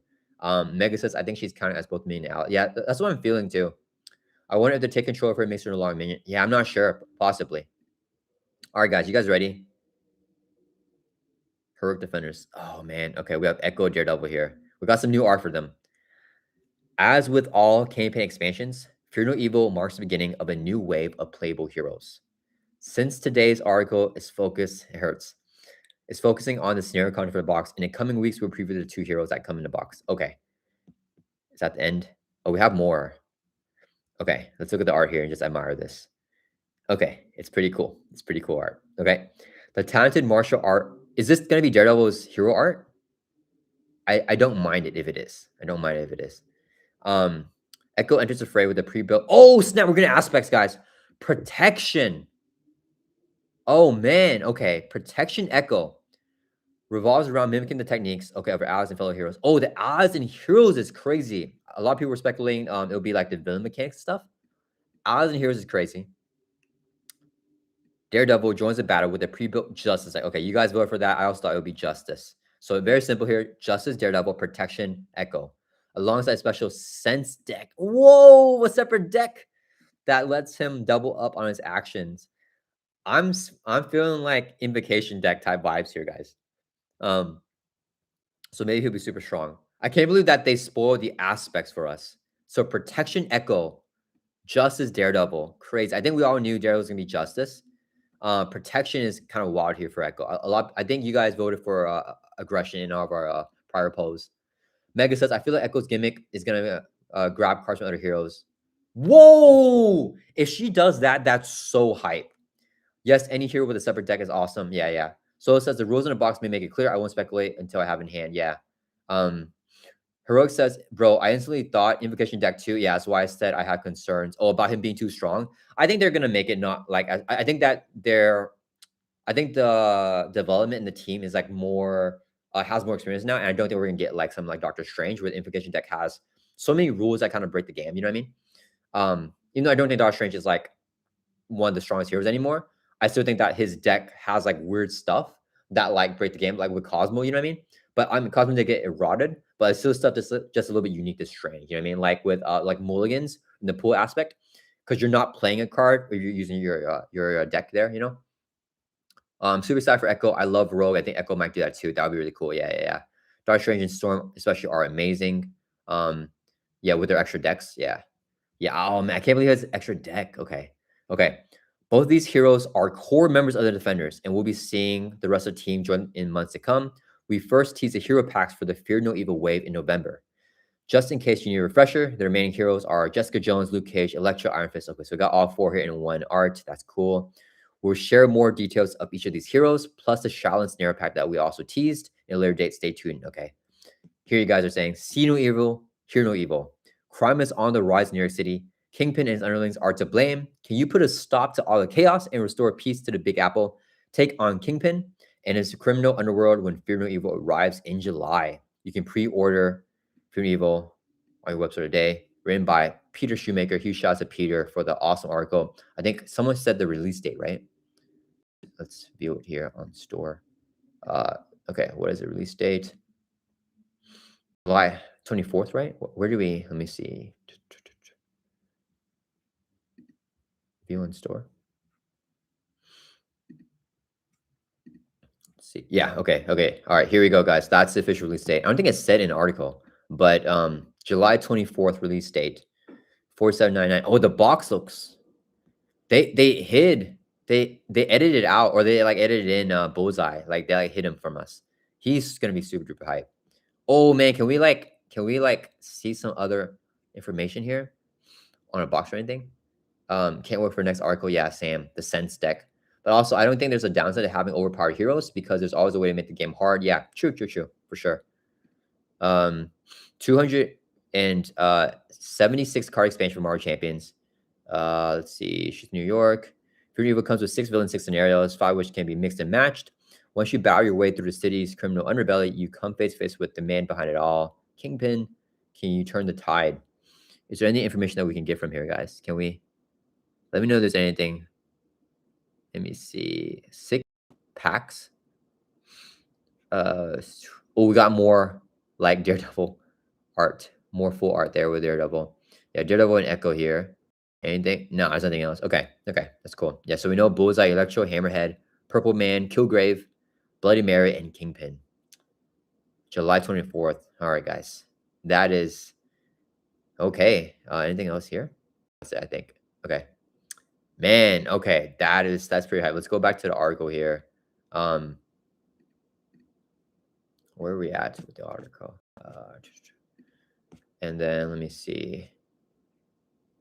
Yeah, okay. So the big thing, Protection Echo and Justice Daredevil. That's like the big news with the heroes there.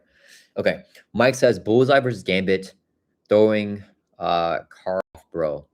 Versus Gambit. I'm not sure what you like just like throwing card contests. Oh, Gambit versus Bullseye would be a fun matchup though, for sure.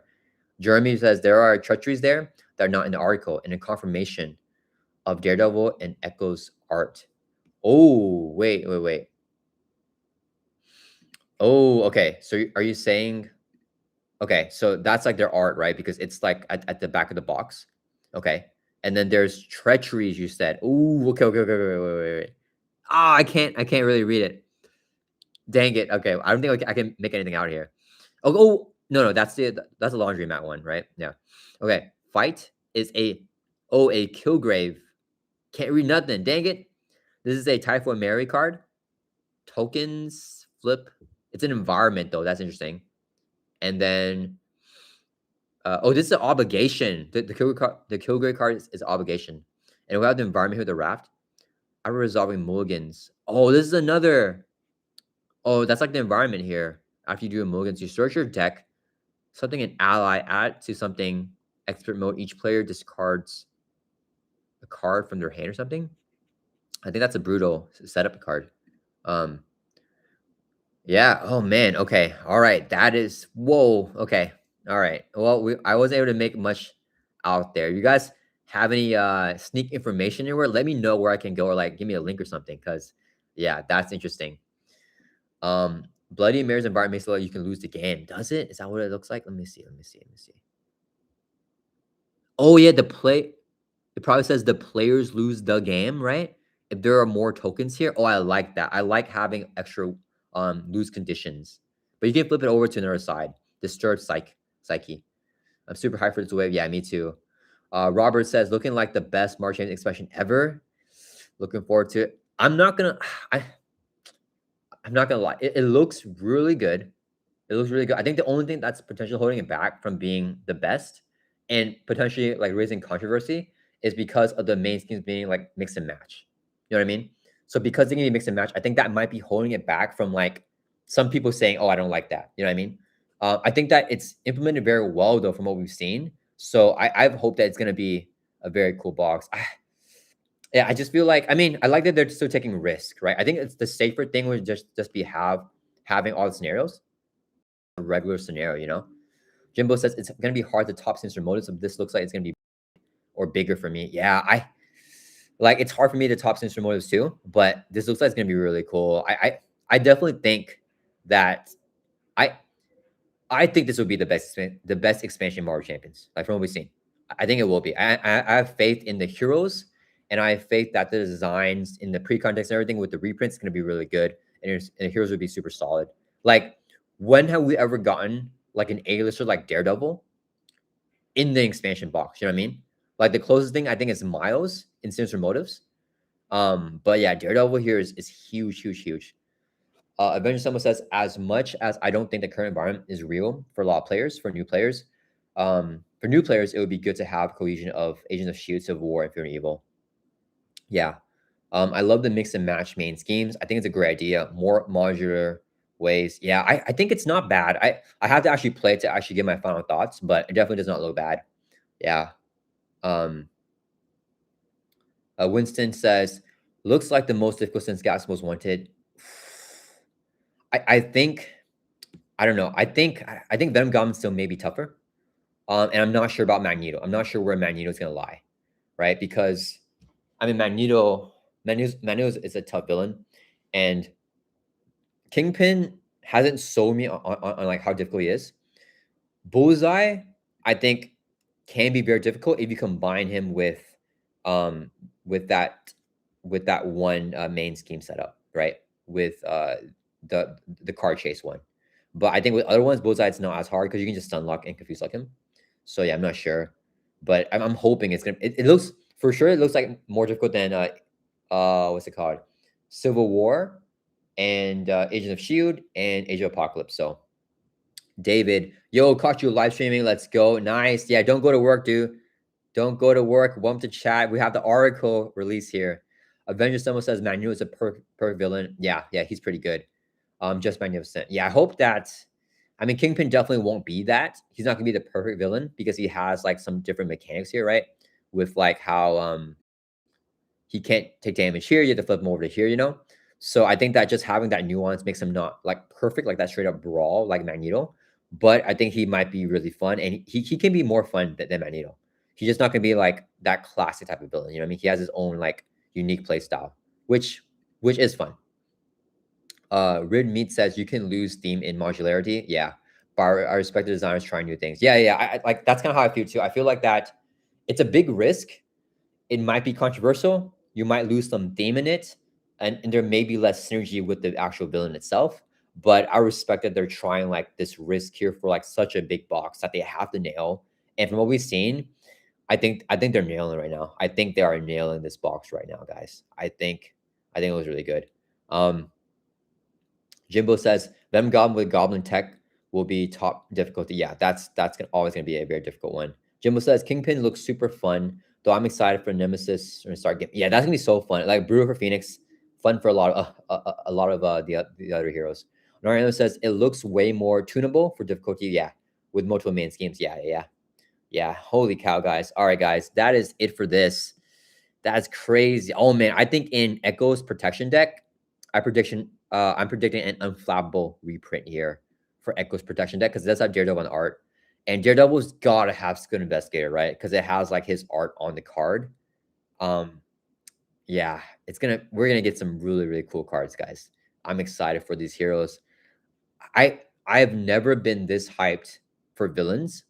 Yeah, I think this is the most hyped that I've ever been. Robert says, "Do we know who designed this expansion?" I'm not sure. I think probably the whole design team, right? But I'm not sure if one person had more impact on it. Mike says, "Hopefully a flow like water reprint." Oh yeah, we probably need that too. Okay. Man, since I let the poll running here for so long, you guys actually voted up the raft. We have 35% of the votes here on the raft, 35% on the racket. So you guys agree with me that the raft looks like the most exciting one. We're tied for votes. And then the getaway has 30% votes.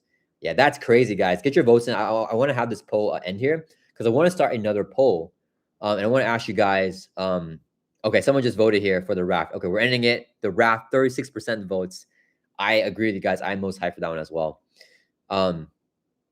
Let's see how hard heroic one Kingpin would be. Yeah, it's gonna be a challenge. Super hyped for both villains and heroes. Yeah. Okay, guys. Is this so? Like we only got the villains in the scenarios here, right? For me, this is the most hype I've been for scenarios in expansion. Is this the most hype you've been for scenarios? Do you guys agree with me? Because okay, so like obviously I did not come into the game around Sinister Moto's time. So like I probably would have been super hyped for that. But I came in during Next Evolution. And I didn't like I started playing before the box came out, but I didn't really know when the box came out. I wasn't like looking forward to like the release or anything. So I can't really say anything about that. But for Age of Apocalypse, I mean I was hyped for Apocalypse 1. That's kind of the only guy. Yeah. And then like I think I like Kingpin way more than that. And then Agent of Shield, Bane and Zemo was cool. I don't think I was super hyped for anyone else. Oh, Black Widow is kind of cool too. Civil War, I was excited to see, Captain America and Iron Man as villains. But they're also like leaders in PvP and all that stuff was like kind of controversial. So like for me, like for sure, Kingpin, I have not been like so excited. Like, because usually I like heroes just way more. And it's just so fun, like seeing the villains here. Cause I would not think that I'm this excited for the villains right now, but the fact that they kept Bullseye surprise too is a huge plus. I love that. I had no clue Bullseye was going to be villain in the box until right now. That's super cool because I think we all thought. Well, I thought Bullseye would be Daredevil's nemesis minion, right? Okay. Clash says Peter said Tony designed the heroes. Okay, so Tony designed both Daredevil and Echo then. Wow. Okay. But all three of them designed the scenarios. Okay, so Frank, Aaron, and Tony designed all the scenarios. Okay, gotcha. Thank you for sharing that with us. Avenger Sembo says I should try heroic 4 tower defense since it's the easiest scenario. Yeah, it is the easiest. And see if I can just say I did. Yeah, I mean, you can say that you beat heroic 4. Jimbo says, yeah, I normally look forward to heroes first. Villains are fun, but never really excited. Yeah, same. But does this change your mind? Because like this got me super hyped, dude. Avenger Symbol says, I was hyped for Insabanur, and he delivered as a fair scenario of Age of Apocalypse. Yeah, I was really hyped for Insabanur as well. I ended up liking APOC 1 more than Sabanur. I just don't like the upkeep when he flips form. I like that he flips form. I just don't like force response that I keep forgetting to do.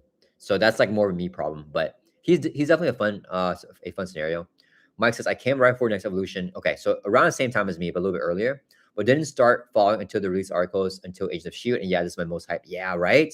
Like what other expansion is as hype as this? You guys, 87% of the votes here. You guys agree with me? It's the most hype. Yeah. Super duper hype, guys. Super duper hype. Let's see.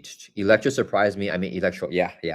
That's funny, Electra, because the Electra hero is in a box. Electro. Yeah. Who do you think will be a nemesis for Echo and Daredevil? Oh man, I'm thinking either Punisher or Muse for Daredevil. I feel like Bullseye. Oh man, it sucks. I feel like Bullseye is perfect. I feel like Bullseye is the guy. I have way more hype for Bullseye than Muse, and way more hype for Bullseye than even Punisher for the nemesis for Daredevil. I feel like Bullseye's the perfect guy. But because we're seeing him here, I feel like it does lower the chance that we're getting him as a nemesis minion, right? So I don't know. Like, another thing that I will say though is I feel like the Kingpin mechanic, where he hires your nemesis minion on setup, fits for Bullseye the most for Daredevil, right? Because you're playing Daredevil against Kingpin, a hero against the scenario. It makes sense for Kingpin to draw out Bullseye. So like, but then that would make the scenario a little bit weird, right? Because then your nemesis minion can never come out with the Bullseye villain in play, So I don't know. I think if it wasn't Bullseye, I think I'd want Punisher, I guess. But I just feel like Punisher's like I don't know. He's not that nemesis minion, you know what I mean? I don't know. I still want Bullseye. I'm gonna still say Bullseye. I think Bullseye, but let's do a poll here and see what chat thinks. Yeah, you guys are super. Yeah, I think this is the most hype expansion. Most hype for scenarios and expansion ever. Totally agree with that. Okay, let's do a poll here, guys. What do you guys think? Can you guys give me one more? Because I can have 4 options to poll. So what else you guys think can be Daredevil's nemesis? Let me see. Are you guys giving suggestions here?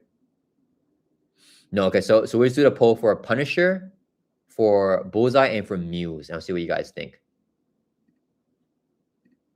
I feel like it's gotta be one of the 3, right? Like, there's no way it's not. Prediction. Daredevil's nemesis. I just saw someone say stick. Okay, let's do that. That's funny. Okay, I'm gonna still say Bullseye, but I think it's less likely. Bullseye. Who did we say? We said Muse. Punisher would be fun and unique. I wouldn't mind Punisher. And then stick. Like for me, it's gotta be Bullseye or Punisher for me to like it. But I think probably Bullseye and Muse are probably like the 2 more likely ones, I guess. Okay, let me catch you here with chat. Excited for this expansion tops all the previous ones for hype. Yeah, I agree. Jimbo says excited for Kingpin. Bullseye looks like a really fun scenario for me since leadership is my main aspect. Bullseye looks really fun, and losing odds will be challenging. Yeah, for sure. Yeah, I think Bullseye is like up there with Kingpin for me, to be honest. Like Bullseye looks like a really fun scenario. Yeah, I like. Yeah, I'm very excited for the Bullseye scenario too. Let's see. Mega says Punisher or something like Stiltman for Daredevil's nemesis. Zemo was Cap's nemesis and became Cap's villain for Agent of Shield. That's true, but the thing is, like, they weren't in the same box, Bullseye can still be it. Yeah, true. Yeah. I still think it's Bullseye. I agree with you. I hope it is Bullseye. I think that it's a little bit weird that they would do it in the same box because you can't play as well, Robert says, what if Daredevil had multiple nemesis? Oh, that's brutal, dude. I feel if anyone had multiple nemesis, it would be Spider-Man. But yeah, I see that for Daredevil too. Jimbo says, Daredevil's nemesis can just be the hand ninjas. Oh, that would suck. I don't want hand ninjas. I don't want hand ninjas for his nemesis. Mike says it would be Bullseye, Nebula. I think it would be Bullseye, Nebula, Vulture, Avalanche. Plenty others are both nemesis. Oh, nemesis and okay. You're saying that it will be Bullseye. Yeah, true. him being in the box does make it tricky. Yeah, I think the only thing with all those other examples is that they're never in the box. You know what I mean? Like the Corsa doesn't have a vulture as a villain in the box. You know, and then Nebula is also like Rocket and Groot were the heroes in Galaxy Most Wanted. So Nebula, what wasn't like Gamora had Nebula as a Nemesis minion, and she wasn't in the box. You know what I mean? But yeah, I think a Bullseye is still more likely. So okay, you guys still voting Bullseye here. 71% of votes here on Bullseye. Okay, cool. Okay, yeah, I feel like that encourages me to see Bullseye more too here. Or the 5 leaders of the hand, not even close to the most hyped. Not even close to the most hyped. Heroic Skeleton, tell me who is the most hyped. Like, what's the most hyped expansion for you then? If it's not this box for the scenarios only. 5 leaders of the hand. Yeah, possibly. Avengers Summon says if they have Bullseye as a nemesis, they'll probably write some reminder text on him that he won't interplay. True. Yeah, especially for new players. Like when I was new, I was like, what do I do with all this whenever the nemesis comes in? If it's Punisher, it needs to be non-elite so I can redeem him. Yeah. Punisher needs to be non-elite. Yeah. Batman SMK, do you live in New York City? Is Hell's Kitchen a real place? It's gonna be great to play on your own turf. I don't live in New York City. I thought Hell's Kitchen is a real. I thought that Hell's Kitchen is a real place. I'm not sure though. I've never been to Hell's Kitchen. I guess if it is real, I know that there's a Hell's Kitchen show. So I mean from like the cooking show, right? And isn't that in Hell's Kitchen? I don't know. Electra as a nemesis. Oh, that'll be interesting. Heroic says Ultron. So you mean the core set? Mugen. Oh yeah, you know what? Mugen Gens is probably the most hype. I don't really want to count the core set because I feel like that's like when the game came out. So of course everyone's like most hyped for that because you get Spider-Man and you get like Iron Man and stuff. But I think Mugen Gens is probably at the same time. Yeah, okay. I think the scenarios for Mugen Gens are probably more hype because Menu is awesome. But I think the overall box, if you do include, but I know that the poll was just for the scenarios. But I think if you do include the heroes, I think that Fury is more hype overall because Daredevil, like Colossus and Shadowcat, I don't think are like, as top tier X-Men as like Cyclops and like Wolverine, right? If they include Cyclops or Wolverine in that box, that would be crazy. But they're including that hero, like that main hero of the wave, right? Daredevil in the box. So, Lazy Bone says, who do you think will be the last 2 villains revealed?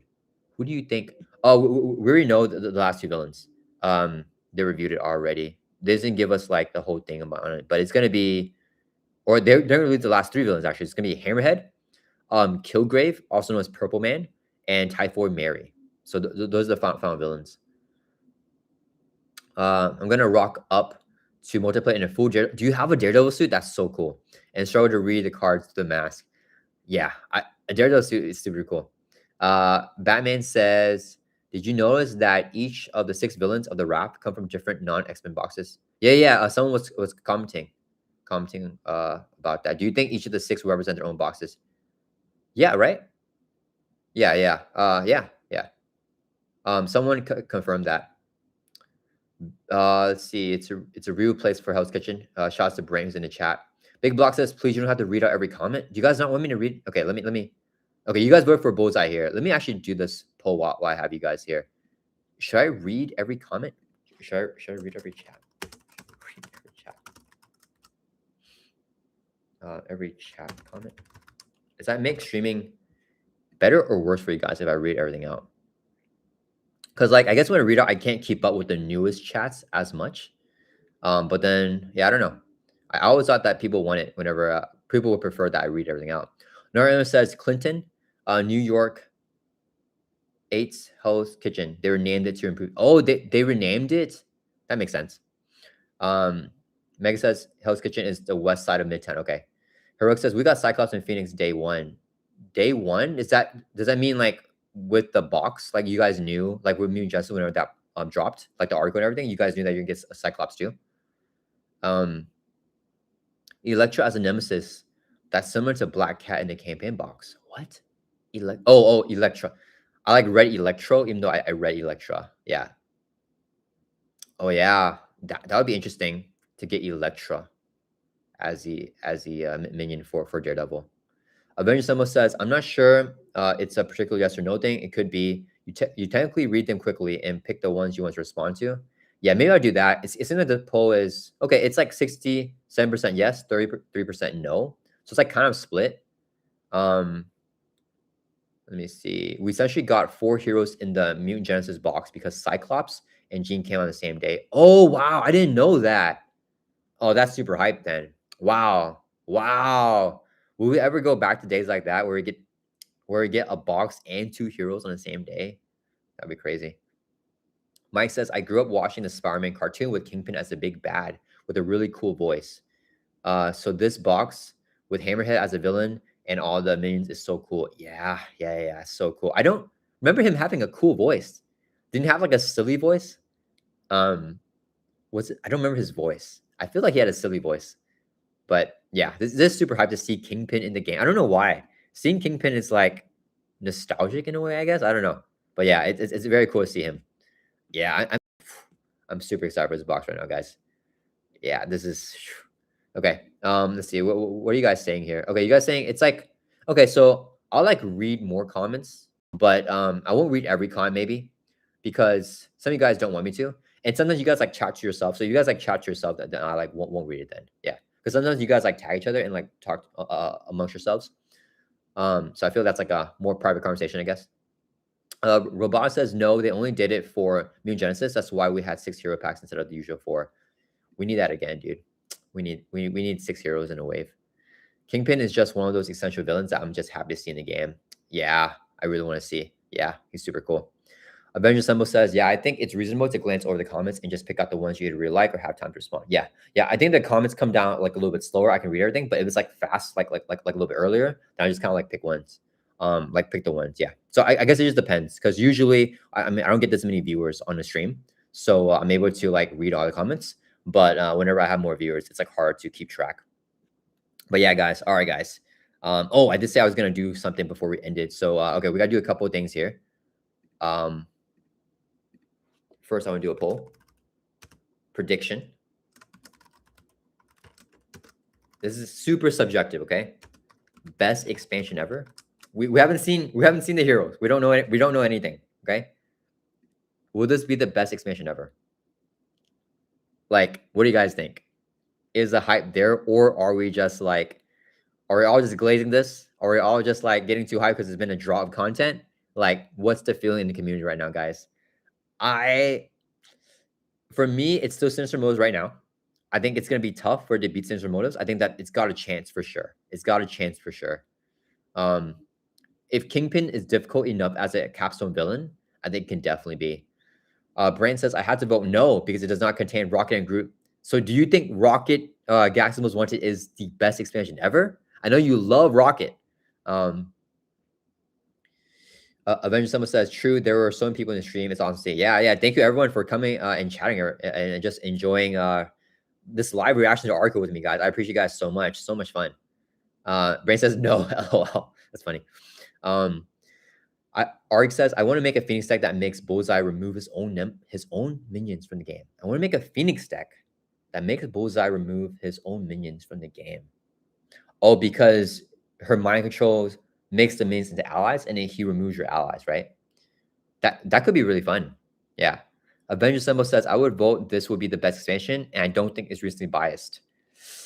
I don't think so either. I think it's part of it, but I think that like objectively, I feel like I'm being objective. I think this will be a top 2 expansion, if not top 1. Let's see. Heroic Skeleton says, honestly, if we got something good instead of Collector 1, Mad Tie and Shadow would have been a pretty good box. Do you mean Galaxy's Most Wanted? Galaxy's Most Wanted. The thing with Galaxy's Most Wanted is like I know everyone hates Ronan. I still love Ronan. I think he's a great scenario. I think he would make any box better. I think Nebula is where the box really like takes a hit for me. Like she's like the big one, you know? Yeah, and then Collector 1, I think all they had to do was change his like mechanic. If they just made him not steal his own stuff in the collection, I think that makes him way better and it makes the box a lot better. So Roboto says, I said yes because I'm optimistic. Me too, but check out the chat here on the poll. We have 83% votes right now predicting that Fear and Evil will be the best expansion ever in Marvel Champions. 83%, guys. So either we're all optimists here, or it's gonna be that good. I think it's gonna be that good, guys. I think it's gonna be that good. Avengers Summit says, I do think Galaxy's Most Wanted is in the top half. Dude, what? I agree with you. It's just you and me. We're the only two people. And we're in this chat right now because I don't think a lot of people agree that I think most people think that the Galaxy's Most Wanted Any Drink Water is the absolute worst expansion of all time.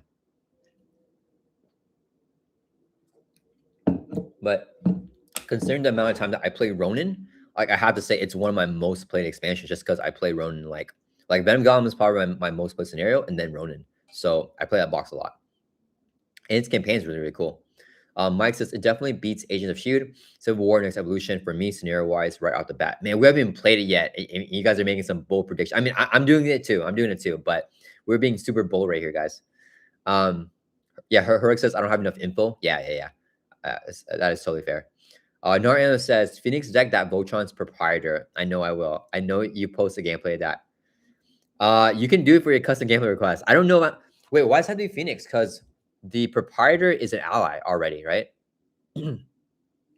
Yeah, it can be any deck that Voltron's him. You don't need to have Phoenix, right? So is there any other combo that you're thinking of for Phoenix? Avenger Summon says, I personally like Nebula. Oh, what? And I think her mechanics are very good, especially the gradual scaling of less discards of techniques through villain stages. Oh man, I can't agree with that. I do not agree with that. I think that Nebula Standard or Nebula Stage 1 is the best Nebula because you can get rid of all techniques. I think that the more you limit the techniques getting rid of that, the worse it gets because it's already tied, it's already restricted by her activation. You know what I mean?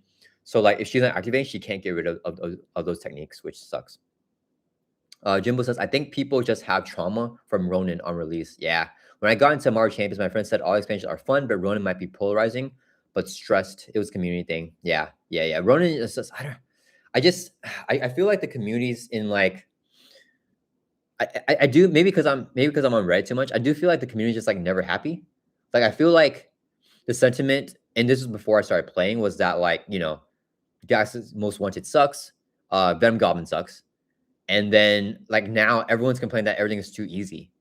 And it's like, I feel like that's reception. Like it's developers saying like, okay, you guys are saying everything's too hard, so we're going to make things easier now. You know what I mean? And like, I can't really pin that. Like, you guys know I want more difficult stuff. And I wish like there was more Magneto villains in the game. But I can't blame the developers for like making easier stuff whenever the community been wanting that. But now I feel like the community like just wants stuff to be harder, which is me. Like I want it to be harder, but not just wanting to be hard, but like complaining that this stuff is too easy, so that like Civil War is too easy, so that like it sucks. Because I've seen some people say like Iron Man, Captain America are like too easy. And I'm like, for me, Iron Man and Captain America are like decently hard, right? They're like more difficult than Mutation Forma and Claw. And I think like Claw is like a scenario that everyone still loves, right? Like, so it's like, what's wrong with like having that level of like villain? You know what I mean? Like Captain America, Iron Man, Baron Zemo. So like, I feel like there's still good, decent scenarios that are like that, like decent A tier level that like, I think is still fairly hard for people. You know what I mean? But then we have like more easy stuff too that you can always like make more difficult. You know? Noriano says Galaxy's Most Wanted is a great expansion. Yeah. Who are the haters? What? I know you're joking because everyone hates Galaxy's Most Wanted. I truly think it doesn't matter if scenarios are easy to start with because you can scale so insanely hard with regular difficulty scaling the game offers. Yeah, that's a good point too. Like people are complaining that, you know, the scenarios are too easy. Of course, you can just scale it harder, but I do understand that of not wanting to scale yourself. You know, like I was talking about that earlier about like wanting recommended stuff. And I do like just base difficulty. You know what I mean? Like just facing Magneto as a base difficult villain is fun. And I don't always want to do standard 2, expert 2, Rhino. You know what I mean? I just like the scenario to have those difficult mechanics built in, like fanaticism. You know what I mean? Like a Venom Gun with the 3 main schemes. You know what I mean? Like stuff like that does add novelty to the game. Heroic Skeleton says, I didn't realize Cap and Iron Man were considered hard. I played a few times and it felt average. I don't know if they're considered hard. I consider them hard. Like I consider them like A tier. Like in the realm of like, you know, what's like a Baron Zemo. Or let me name like a more older villain, I guess. Like they're not as hard as Ocean, but like they're like around that tier. Yeah. So like, and I think they're more hard than Claw. You know what I mean? And everyone loves Claw, so like I don't get like what's the problem if everyone loves Claw, you know? For me personally, I play Gax's most one to my family who are more casual. I felt so bad for putting them through that. Yeah, that's why I didn't like that box. Yeah, okay, that's a fair experience. Did I play Gax's most one to anyone? No, I did not. I don't think I did. Yeah, I only played Ronin with my wife, and she was that was not our last game, our James. It was one of our last games. Yeah. Um, Nando, welcome to chat, dude. Coming in late, I'll watch from start. Yeah, dude. Hope you enjoyed the stream. It was a long one. Mike says I want a good difficulty too, just like Modok because he felt laughable easy compared to how it should be power wise. Yeah, Modok did feel a little bit too easy. Rabah says my poor brother who already has bad luck on tabletop played Rocket on Collector One. Yeah, that's a huge counter there. Yeah, Modok stuff from being incredibly boring. Even I can make him a challenge. I want it. So it doesn't remove the boredom I have. Yeah, I played Modok with my friend one time in a two-player game, and that game just felt crazy. I think because I was playing Mariho too in a two-player game, so it just went crazy. But like it felt like Modok was just stalling for us to remove the counters to beat him. So like, it felt a little bit boring there. Yeah, but I did have fun experiences in true solo, so I'm not sure. I probably need to play him more. But I think maybe higher player counts make him a little bit less fun. But yeah, okay, guys, let me see. What did I say? Oh yeah, we pulled up. Has anyone here used end state games? Someone earlier in the chat asked if this website is a good website to buy stuff from because they have out of print products. I have no clue. I have no clue this is a scam, guys. So I'm not promoting this, guys. Don't know if it's a scam. If you guys have used this, let us know down in chat, please, if this is a scam or not. But they said they have some out of print products. Oh, I like this stuff right here. So do they have? Oh, okay. I'm inclined to say it's not a scam because everything's so expensive. But yo, if you guys need your packs, you haven't gotten it yet. I don't know why this is so expensive because this stuff I feel like you can still get nowadays, right? Dang, $81 for this. Some of this stuff is like, I think Deadpool is still on Amazon right now for like $20. So this is like very overpriced. But yeah, they have out of print stuff. I'm not gonna promote this. I don't think because it's like scalper prices essentially. Yeah, this is like, I mean, I think that's a going price here for Captain America. Like, but like that's still scalped prices. Like these are all like so this is like I think that's a going price for the rise of the Red Skull here too. So like once again, I don't know if this is a good website, guys. I don't know if this is a safe website. So like I'm not recommending it, but yeah, I mean, I don't know. I mean, I would prefer eBay because eBay you're like backed by like buyer guarantee. I think eBay still has all this stuff for like this price too. So I think I would personally just go to eBay for this stuff because it's still on eBay for like around this type of price. Um, and then like if you don't get your product, you can just like do the eBay like buyer guarantee thing. So yeah, okay. Let me get off the site, guys. Yeah, I'm not recommending this. Yeah, but yeah, if you guys do want to try it out, it's called End State Games, but I'm not sure if it's a safe site or anything like that. So sorry, I can't get more input there. Avenger Symbol says, yeah, I recommend picking up Deadpool for new players. Yeah, Sam. Safe pool is a nice option. Yeah, like, and it's one of those things that it's not evergreen, but like if you have it in your collection, it's a thing that's gonna last forever. You know what I mean? And you're gonna be able to use that with like any new hero or any new deck. Jimbo says you're better off lurking the MC or board game subreddit. Yeah, for sure. Yeah, pool is great. Yeah, pool is awesome.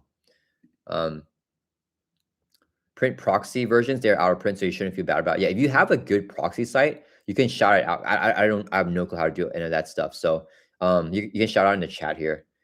When do we get the full card list? Hoping for Skill Investigator since Red Skull is out of print. I don't think we'll ever get the full card list until the box actually comes out. Yeah, because I think like even after like content creator like previews and all that stuff, we even after all that stuff, we don't know. Like there might be like some like reprints in the box that we don't know of. So we'll have to wait to the very end to see that. But yeah, I personally believe it's my prediction that we will be getting a copy of Skill Investigator in this box right here. I think we should be getting that reprint because it has Daredevil in art. He is with the justice aspect. We confirmed it here. So yeah, hopefully we do get that there. So yeah. All right, guys. I think that's gonna do it for live stream. This was a 3 hour, 30-minute, super duper long live stream, guys. I appreciate everyone so much. Thank you so much, all you guys, for chatting with me and for experiencing this super hype moment in Mario Champions with me live. Take a look at this article. Thank you for all y'all's feedback. Yeah, I appreciate you guys correcting me too with because some of the cards I read here wrong, like with the adamantium spine. Yeah, the spine here for Bullseye. I didn't know I get that on my first read because the it was a little bit complex here for me to understand. But yeah, this is super duper hype, guys. Oh my goodness, holy cow, guys, this is great. This is what a great Thursday. Finally getting an article, getting news, getting like so much information. I feel we got so much information for the expansions, for the scenarios. But to know that we're getting Protection Echo and Justice Daredevil in a sense deck. What does a sense deck mean, guys? What does that mean? That's crazy. Jimbo says so hyper stream. Yeah, yeah. Thank you, man. Thank you for being here. Very Simple says, have a good one. Yeah, dude. Hope you guys have an amazing rest of your Thursday. There's a One Piece manga chapter coming out this today, probably too. So if you guys are hype for One Piece, we're getting that too. So yeah, you guys voted. What percent? 76% here voted that this would be the best expansion ever in Marvel Champions, and I don't know if I agree yet, but it's definitely up there. Definitely up there. All right, guys. Yeah, thank you so much, everyone, for live streaming here. So much fun, guys. I'm gonna try to live stream for all these previews when we get like stuff for the heroes and more information about the box too. But yeah, all right, it's gonna be awesome. Oh, I'm gonna make a like a summarized video. I have it for the buyer's guide because we did a live stream buyer's guide talking about like all the best packs in the current environment and in the legacy environment, and I had chat like vote with me and all that stuff. I record the video here, so we have that video with the bars got like condensed. I think it's like a 20-minute video. I just got to edit it and like post the card images and stuff like that. So I have that one done already. We're gonna be dropping that one pretty soon once I have it edited. And then for this one, I will also make another video, like summarizing all of the points that we made here, like all the big points for the box for anyone that does not want to watch like the super long 3 hour live stream. Julio, welcome to chat. What did you miss? You missed everything, dude. We finished everything. Yeah, we went through the entire box. So yeah, but I will be making a new a video maybe like tomorrow or something like that, like a condensed video summarizing all the stuff that we went over here for everyone that does not want to watch this super long stream. Sorry, dude. Yeah, it dropped. Was it how long? It dropped like 3 hours and 30 minutes ago. So super long stream. Yeah, I'm sorry, dude. Yeah, but yeah, you can watch the VODs when you're like driving or whatever, or like training or whatever. But I will have a more condensed version here for you, just giving my thoughts and everything, and thoughts with the chat here as well. But yeah, thank you, Roboto. Thank you everyone for joining the chat. Sorry, Julio. I will have a short video for you guys to watch. But yeah, all right, guys. I appreciate you guys so much. Have an amazing rest of your week. I'll see you guys all hopefully next week for another live stream of the box and stuff. So yeah, all right, guys. I'll see you guys all later. Bye, guys. Am I still streaming? How do I? Uh-oh. How do I? Guys, I don't even know how to end the stream. Wait. I don't know how to end the stream right now. Let me share this thing because I don't like. How do you end? What the? I've done this before, right? Wait a minute. Wait, the button that I normally click to end stream isn't there. Wait. Am I still streaming? Am I still live? Edit.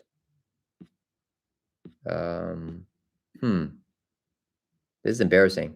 Sorry, guys. I don't know how to end this stream. What?